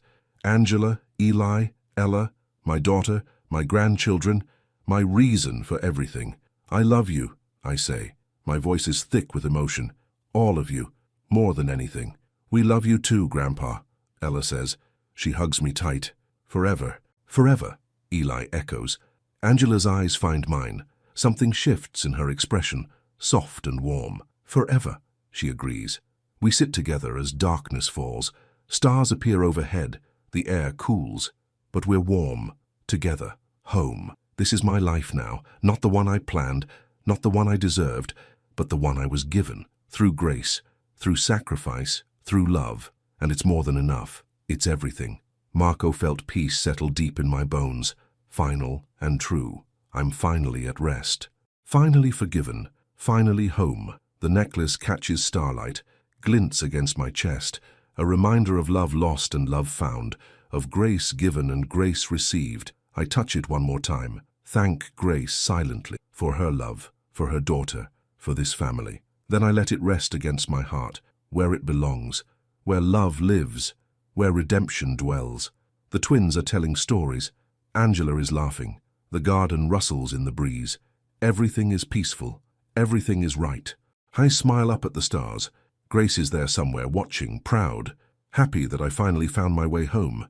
And I am home, after decades of wandering, after years of darkness, after a lifetime of mistakes. I am finally, truly home. The months that follow are the best of my life. Simple days filled with ordinary moments. But after 70 years of chaos, ordinary feels like a miracle. I wake early each morning. The house is quiet. I make coffee in the kitchen, watch the sun rise over the garden. The twins planted sunflowers last month. They're blooming now, tall and bright and reaching for the light. Angela comes down around 7. Her hair is messy. Her eyes are soft with sleep. She joins me at the window. We don't always talk. Sometimes silence is enough, just standing together, watching the day begin. "Good morning," she says today. Her voice is warm, content. "Good morning," I say. I pour her coffee. 2 sugars, a splash of cream, just how she likes it. "The twins have a field trip today," Angela says, "to the art museum. Ella's been talking about it all week." "She loves art," I say, "like Grace did." Angela's hand finds mine. She squeezes gently. "Like Grace did," she agrees. "We've talked about Grace more lately." Angela asks questions. I answer them. Tell her stories about the woman her mother was, about the love we shared, about the dreams we had. It doesn't hurt as much anymore. The grief has softened, changed into something gentler. Gratitude for what Grace gave me, for the legacy she left behind. At breakfast, the twins are excited. Ella has a notebook ready. She plans to sketch everything. Eli has checked out 3 books about Impressionism from the library. He wants to understand the technique. "Will you come with us, Grandpa?" Ella asks. Her eyes are hopeful, bright. "If you want me to," I say. "Of course we do," Eli says. "You always make things more fun." Marco felt warmth spread through my chest.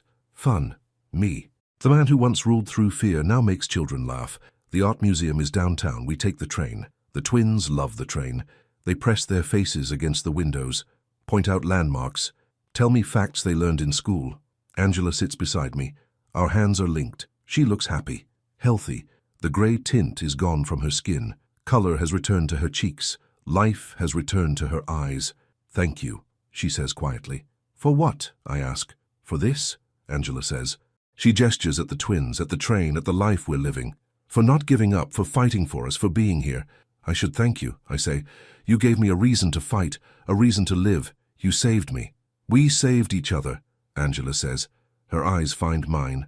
That's what love does. The museum is crowded. School groups everywhere. Children running. Teachers calling for order. Noise and energy and life. Ella pulls me toward the Impressionist wing. She stops in front of a Monet. Water lilies. Blues and greens and purples blending together. She stares at it for a long time. "It's beautiful," she says. Her voice is reverent, awed. "Look how the colors move, how everything flows together." "That's what he wanted," I say. To capture the feeling of a moment. Not just what it looked like, but how it felt. "How did you learn about art?" Ella asks. She looks up at me, curious. "Your grandmother taught me," I say. Grace loved museums. She dragged me to every exhibition in Chicago. At first I went to make her happy, but eventually I started to see what she saw, the beauty, the meaning, the hope. "I wish I could have met her," Ella says. Her voice is wistful, sad. "She would have loved you," I say. My chest tightens. "Both of you. She would have been so proud." We move through the galleries. Ella sketches. Eli reads plaques. Angela and I follow, watching them, marveling at how they've grown. In the sculpture garden, we sit on a bench. The twins run ahead, exploring, touching things they're allowed to touch, being children. "I never thought I'd have this," Angela says. Her voice is quiet, reflective. "A family like this, stability, peace. After everything we went through, I thought maybe we were cursed." "We weren't cursed," I say. "We were tested, and we passed." "Because of you," Angela says. "Because of us," I correct. "All of us. Together." That evening, Tony comes for dinner. He's been joining us once a week. It started as business, checking in, making sure everything was secure, but it's become friendship, family. "Boss," Tony says when he arrives.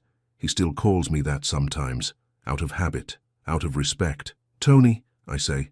I clasp his hand, pull him into a brief hug. "Come in. Angela made lasagna. My favorite," Tony says. He grins. She knows how to win me over. At dinner, Tony tells stories about the old days, but the funny parts. The moments of humanity in a dark world. We laugh. The twins hang on every word. "You were really a getaway driver?" Eli asks. His eyes are wide, impressed. "Best in Chicago," Tony says. He winks. "Your grandpa taught me everything I know." "Not everything," I say. "You were already talented. I just pointed you in the right direction."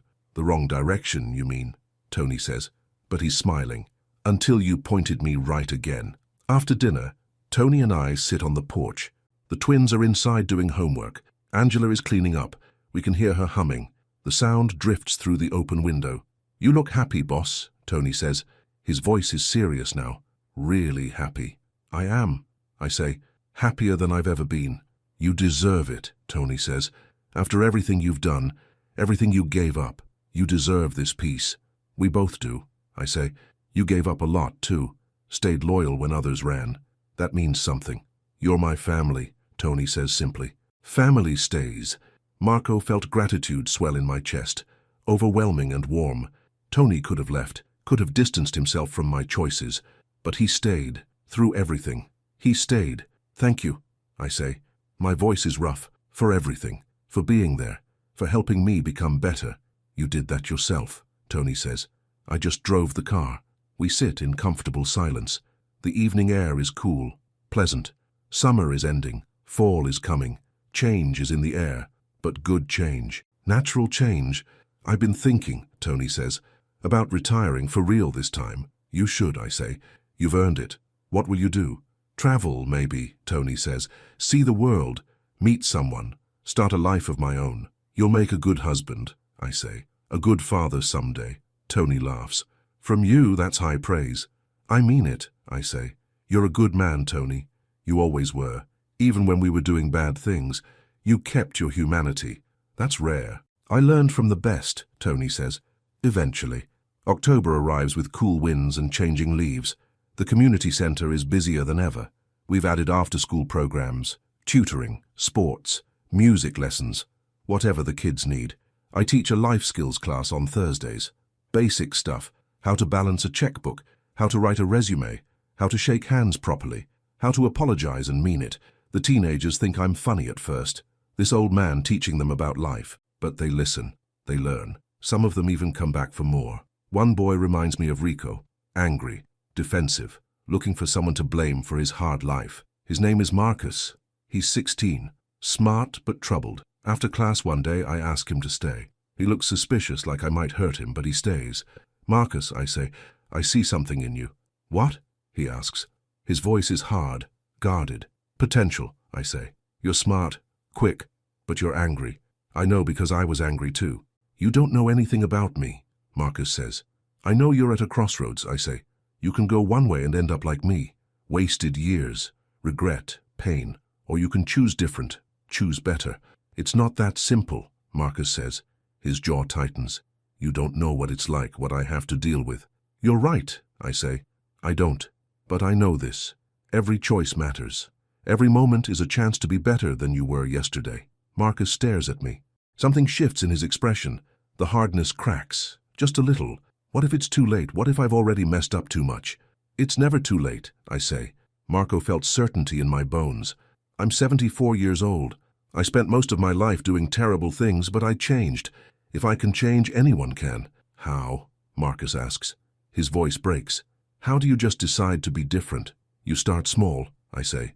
"One good choice, then another, then another. Eventually those choices add up. They become who you are." Marcus nods slowly. He doesn't say more. But when he leaves, his shoulders are straighter. His steps are lighter. Maybe I got through. Maybe I didn't. But I tried. That's what matters now. Trying. Angela finds me in my study that night. I'm looking at old photos. Ones Tony dug up from storage. Pictures of Grace. Of me when I was young, before the life hardened me. "You were handsome," Angela says. She sits beside me, looks at the photos. Young, hopeful. "I was foolish," I say. "I thought power would make me happy. I thought fear equaled respect." "You learned better," Angela says. "That's what counts." I learned too late, I say.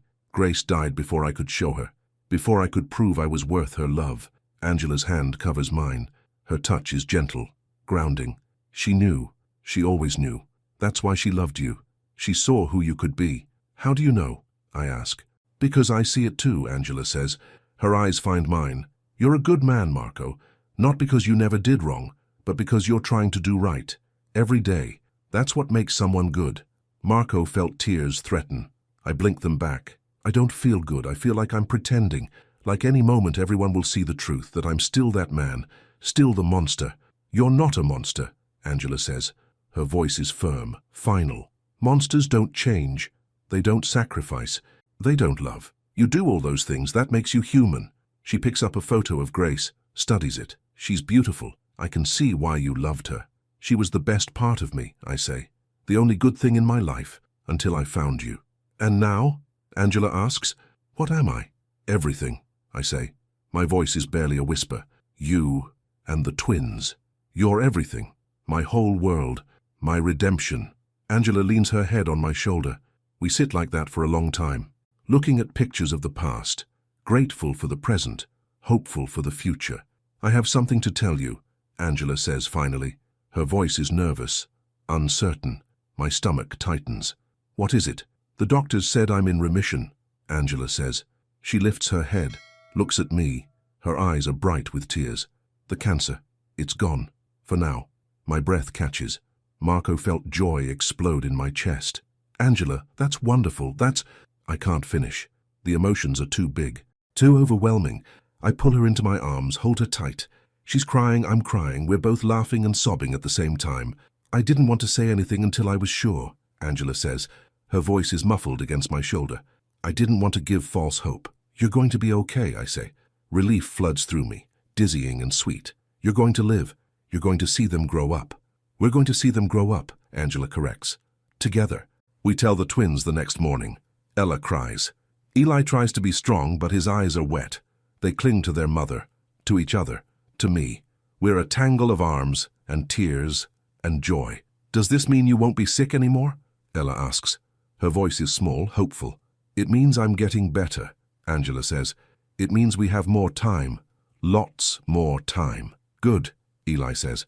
His voice is fierce. Because we need you, all of us. We need you here. I'm not going anywhere, Angela promises.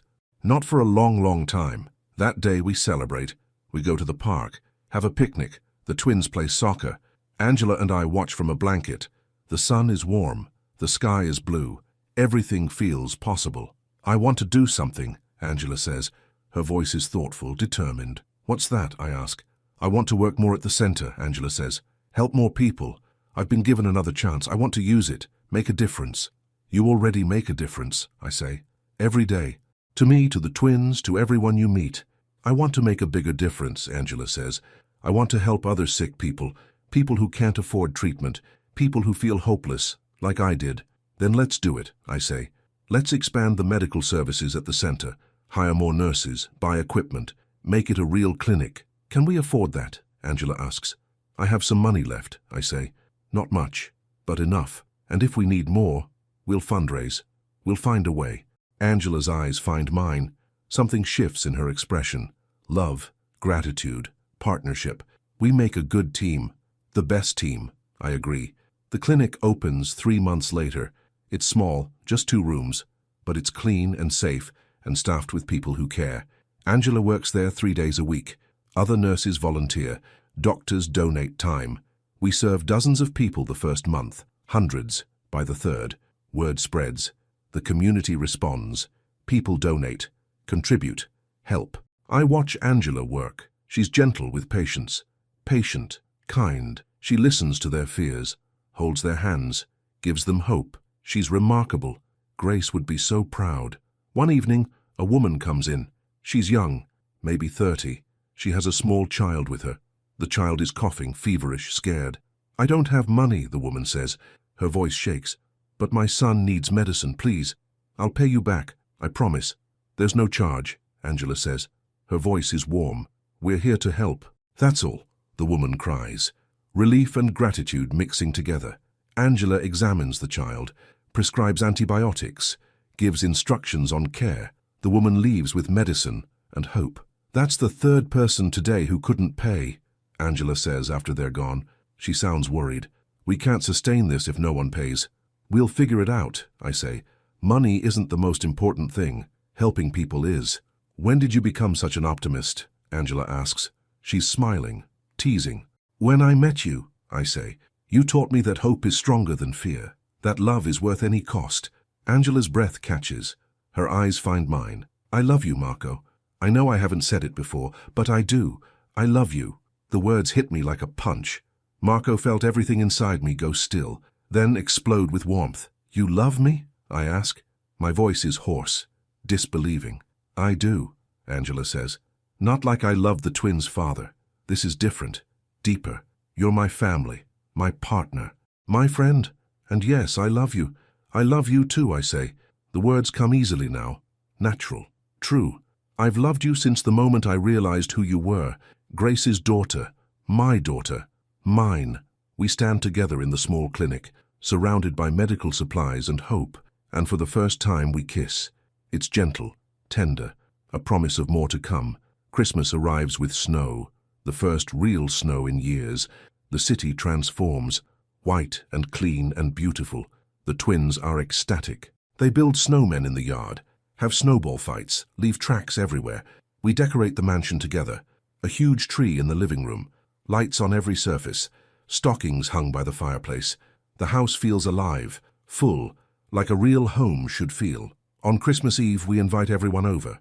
Tony comes, David, my lawyer, the nurses from the clinic, volunteers from the center, people we've helped, people who've helped us. The mansion overflows with life and laughter. The twins put on a play, something Ella wrote, about a grumpy old man who learns to love. It's clearly about me. Everyone laughs. I laugh hardest of all. After everyone leaves, after the twins are in bed, Angela and I sit by the fire. The tree lights twinkle. The snow falls outside. Everything is peaceful. "This is the best Christmas I've ever had," Angela says. Her head rests on my shoulder. Her hand holds mine. "Mine too," I say. "The first Christmas I've felt like I belonged somewhere." "You do belong," Angela says. "Here with us always." "Always," I repeat. The word feels sacred, binding, true. We sit in comfortable silence, watching the fire, feeling the warmth, grateful for this moment, this life, this love. My phone buzzes, a text message from Marcus, the angry boy from my life skills class.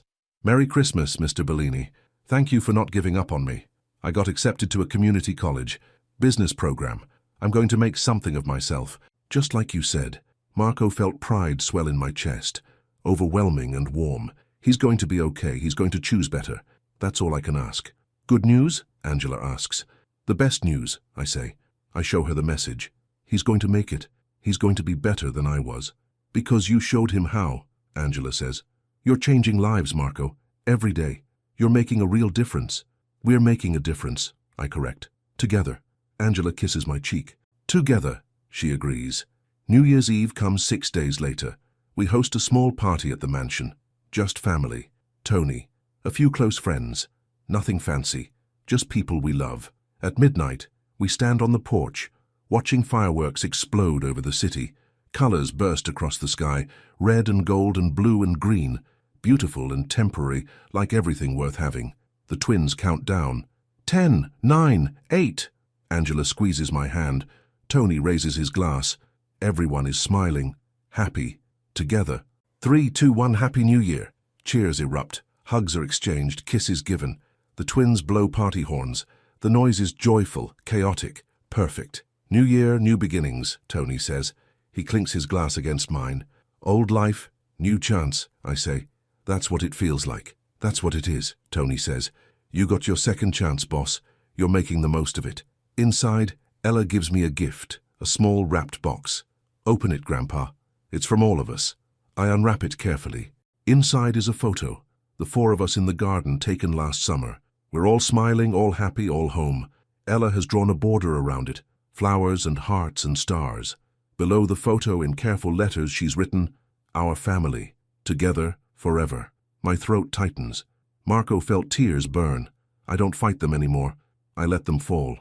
"It's perfect. Thank you." "Don't cry, Grandpa. Ella says, but she's smiling. She knows they're good tears. I'm not sad, I say. I'm grateful. For all of you. For this life. For this chance. We're grateful too, Eli says. He stands beside his sister. United. Strong. You gave us everything. A home. Safety. Love. You changed our lives. You changed mine, I say. More than you'll ever know. February brings Valentine's Day. Angela and I go to dinner. Just the two of us. The twins stay with Tony. They're old enough now. Responsible. Trustworthy. The restaurant is fancy. White tablecloths. Candles. Soft music. I feel out of place. But Angela glows. She wears a red dress. Simple but elegant. She's beautiful. You're staring, Angela says. She's blushing. Pleased. I can't help it, I say. You're stunning. You're not so bad yourself, Angela says. She reaches across the table, takes my hand. For an old man. Hey, I protest. But I'm smiling. I'm not that old. You're 74, Angela says. She's teasing now. Playing. That's pretty old. Age is just a number, I say. What matters is how you feel. And I feel 20 years younger since I met you. Smooth talker, Angela says, but her eyes are soft, happy. Over dinner we talk about the future, about expanding the clinic, about the twins' education, about where we see ourselves in 5 years, 10 years. I want to marry you, I say. The words come out suddenly, unplanned, but true. Angela's breath catches. Her eyes widen. What? I want to marry you, I repeat. If you'll have me. I know I'm old. I know I have a past. But I love you. I want to spend whatever time I have left making you happy. Angela's eyes fill with tears.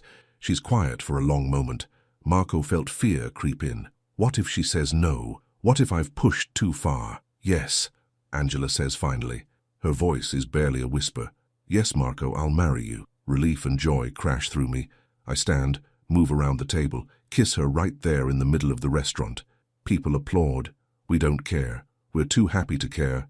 We marry in April. In the garden at the mansion, the flowers are blooming. The air is warm. Spring has arrived. New life, new beginnings. The ceremony is small. Just the twins. Tony, David, the nurses from the clinic, friends from the center, people who matter, people who love us. Ella is the flower girl. She takes it seriously. Eli walks his mother down the aisle. His face is proud, happy, like he's giving her away but also holding on. I stand under an arch decorated with roses. My hands shake. My heart pounds. At 74, I'm getting married for the first time. Better late than never. Angela appears. She wears a simple white dress, no veil, just flowers in her hair. She's radiant, perfect, mine. The officiant speaks about love, about second chances, about family built from choice rather than blood. The words wash over me, true and beautiful. When it's time for vows, my voice breaks. Angela, you saved my life, you and the twins. You gave me hope when I had none, purpose when I was lost, love when I thought I didn't deserve it. I promise to spend every day earning that love, being worthy of it, being worthy of you. Angela's eyes are wet. Her voice is steady. Marco, you showed me that people can change, that it's never too late to choose differently, to be better. You gave my children a grandfather. You gave me a partner, a friend, a love I never thought I'd find. I promise to walk beside you, through whatever comes. For as long as we have, we exchange rings, simple gold bands, nothing fancy, but meaningful, binding. I now pronounce you husband and wife, the officiant says. You may kiss your bride. I kiss Angela, soft and sweet. A promise of forever, however long forever lasts. The twins cheer. Everyone applauds. We're married. We're family. Officially, legally, completely. The reception is in the backyard. Tables set up. Food catered by volunteers from the center. Music playing, dancing, laughter, joy. The twins give a toast. Eli's voice goes confident, clear. To Grandpa Marco and Mom, thank you for showing us what love looks like, what family means, what second chances can become. We love you both. Ella goes next. Her voice is softer, more emotional. You two found each other when you both needed it most. That's what love does. It finds us, saves us, makes us whole. Thank you for loving us, for being our family, forever. Marco felt tears stream down my face. I don't wipe them away. I'm not ashamed anymore. Tears mean I'm alive, I'm human, I'm capable of feeling. Tony toasts next. To the boss and his bride, you did the impossible. You changed. You became better. You found happiness. That's all any of us can hope for. Congratulations. We eat, we dance, we celebrate. The sun sets, the stars come out. The night is perfect, warm and clear and full of promise. Late in the evening, Angela and I dance alone. Everyone else has gone inside. It's just us, moving slowly, her head on my shoulder, my arms around her. I never thought I'd be this happy, Angela whispers. Her voice is thick with emotion. After everything, after losing Mom, after getting sick, after struggling so hard, I never thought happiness like this existed. Neither did I say, but we found it. Together, we built it. I love you, Angela says. I love you too, I say. More than words can say. We dance under the stars. The necklace glints against my chest. Grace's necklace. Our necklace. A symbol of love that endured, that transformed, that redeemed. I think about Grace, about how she'd feel seeing this, knowing her daughter found happiness, knowing I finally became the man she believed I could be. I think she'd be proud. I think she'd be happy. I think she'd say I finally got it right. The music ends. Angela looks up at me. Ready to go inside? Start our new life as husband and wife? I'm ready, I say. I've been ready for this my whole life. I just didn't know it. We walk inside hand in hand. The twins are waiting. They hug us, congratulate us again, tell us they're happy for us. That night, Angela and I lie in bed. Our bed now. Husband and wife, partners, family. This is real, Angela says, like she can't quite believe it. We're really married. We're really married, I confirm. You're stuck with me now. Good, Angela says. She moves closer. Her head rests on my chest. I don't want to be anywhere else. I hold her, feel her breathing, feel her heartbeat. She's alive, she's here, she's mine. Marco felt complete, whole, finally at peace. This is what I've been searching for my entire life. Not power, not wealth, not fear. This, love, family, home. I close my eyes, whisper a prayer of thanks. To God, to Grace, to whoever made this possible. Thank you for this woman, for these children, for this chance, for this life. Thank you, thank you, thank you. I sit in the garden on a warm September morning. 5 years have passed since the wedding. 5 years of peace and love and quiet joy. The house is silent now. Angela is at the clinic. The twins are at college. Eli studying engineering. Ella studying art. Both thriving. Both happy. I'm 79 years old. My body is slower. My hands shake more. My memory isn't what it was. But my heart is full. My soul is at peace. I've lived longer than I deserved. Better than I hoped. The necklace hangs around my neck. I touch it sometimes. Remember, Grace. Remember the journey that brought me here. Remember everything I almost lost. 6 months later, we gather for Thanksgiving. The whole family comes home. Eli arrives first.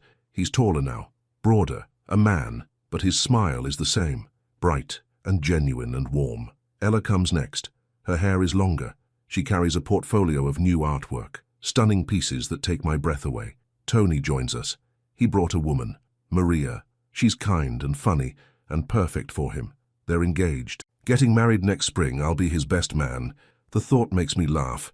2 old criminals standing at an altar, promising to love and cherish. Life is strange, beautiful, unexpected. We cook together. The kitchen is chaos. Angela directs. The twins chop vegetables. Tony sets the table. Maria makes dessert. I sit at the island, watching, smiling, grateful for every moment. You're quiet, Grandpa, Ella says. She's peeling potatoes. Her hands are quick, practiced. Everything okay? Everything's perfect, I say. My voice is rough with emotion. I'm just taking it all in. All of you. This life. Getting sentimental in your old age? Eli teases, but his eyes are soft, understanding. Maybe, I admit. Or maybe I'm finally smart enough to appreciate what I have. Dinner is loud, talking and laughing and arguing good-naturedly. The twins tell stories about college, about their classes, their friends, their dreams. Angela shares news from the clinic. They helped 200 patients last month. A record. Tony talks about the wedding, about honeymoon plans, about maybe starting a family. His eyes are bright, hopeful, happy. Marco felt pride swell in my chest. He found his happiness too. He deserves it, more than anyone. After dinner, we walk through the garden, all of us. The plants are dying back for winter, but they'll return in spring. They always do. That's the beauty of gardens, of life. Endings are just new beginnings waiting to happen. This garden is amazing, Maria says. She's walking beside Angela. They're fast friends already. How long have you been working on it? 5 years, Angela says. Marco and the twins started it. Now it's become a family project. We all contribute. It shows, Maria says. You can feel the love here. In every plant, every flower. We stop under the oak tree, the same tree where I first watched the twins play. It's bigger now, stronger. Its branches spread wide, offering shade and shelter, like families should. I want to say something, I say. My voice carries. Everyone turns to look at me. I want to thank you, all of you, for giving me this life, for loving me when I didn't deserve it, for showing me what family means, what redemption looks like. I'm not a perfect man, I never will be, but I'm better because of you. Thank you. The silence stretches, warm and comfortable. Then Ella steps forward. She hugs me tight. We love you, Grandpa. You're the best thing that ever happened to us. Second best, Eli says. He joins the hug. Mom's the best. You're a close second. Everyone laughs. Angela and Tony join the embrace. Maria, too. We stand together, a tangle of arms and love and belonging. This is family, this is home, this is everything. That evening, after everyone has gone to bed, Angela and I sit on the porch. The night is cool. Stars fill the sky, brilliant and endless. We're wrapped in blankets, holding hands, being together. Today was perfect, Angela says. Her voice is content, happy. All of us together. Happy, safe. It was, I agree. These are the moments I live for now. Family, love, peace. You've come so far, Angela says. She looks at me. Her eyes are soft, loving. From who you were to who you are. I'm so proud of you. I had good teachers, I say. You, the twins, even Tony. You all showed me a better way. You chose the better way, Angela corrects. That's what matters. Choice. You could have stayed in the darkness, but you chose light. We sit in comfortable silence, the kind that comes from years of knowing someone, of loving them, of building a life together. Marco, Angela says softly, are you happy? Really, truly happy? I think about the question, about my life, about who I was and who I've become, about the family I found, the love I received, the redemption I earned through sacrifice and choice and time. Yes, I say. My voice is certain, final, true. I'm happy. For the first time in my life, I'm completely at peace. Angela squeezes my hand. Good. That's all I've ever wanted for you. And you? I ask. Are you happy? I am, Angela says. She leans her head on my shoulder. I have everything I need. You, the twins, this life, I'm more than happy. I'm blessed. We're both blessed, I say, against all odds, despite everything. We found each other. We built this. Together. Together, Angela echoes. That's the best part. We're not alone anymore. We have each other. The stars shine above us. The garden rustles in the breeze. Inside, I can hear the twins talking, laughing, living. This is my legacy now. Not violence, not fear. This, love, family, hope. Marco felt gratitude wash over me, deep and overwhelming and true, for this life, for this chance, for this family, for this woman beside me who chose to love me despite everything. I touch the necklace one last time. Think of Grace. Thank her silently, for her daughter, for her grandchildren, for the path that led me here. Then I let it rest against my heart, where love lives, where hope dwells, where grace transforms everything. Angela's breathing slows. She's falling asleep, content and safe and loved. I hold her closer, protect her even in rest. This is my purpose now, my calling, to love and protect and cherish what I have. The night deepens, the world grows quiet, but inside, I'm anything but quiet. Inside, I'm singing, rejoicing, celebrating this impossible, beautiful, miraculous life. I'm home. After 79 years of wandering, of searching, of being lost in darkness, I'm finally home, and it's more than I ever dreamed, more than I ever hoped, more than I ever deserved. But grace isn't about deserving. It's about receiving, about accepting, about allowing yourself to be loved despite your failures. I've been loved by Grace, by Angela, by Eli and Ella, by Tony. by everyone who chose to see the good in me when I couldn't see it myself. And now I love in return, fully, completely, without reservation or fear. This is redemption, not dramatic, not earth-shattering, just quiet moments of grace, hands held on a porch, stars overhead, family sleeping inside, peace settling deep in old bones. This is enough. This is everything. I close my eyes, breathe deep, feel the weight of Angela against me, feel the night air on my face, feel gratitude and love and hope flowing through me. Thank you, I whisper one last time, for this, for them, for everything. And somewhere, in the space between stars and earth, between past and present, between darkness and light, I feel an answer. You're welcome, you're forgiven, you're home. I smile. Angela stirs. Everything is finally at peace. The end.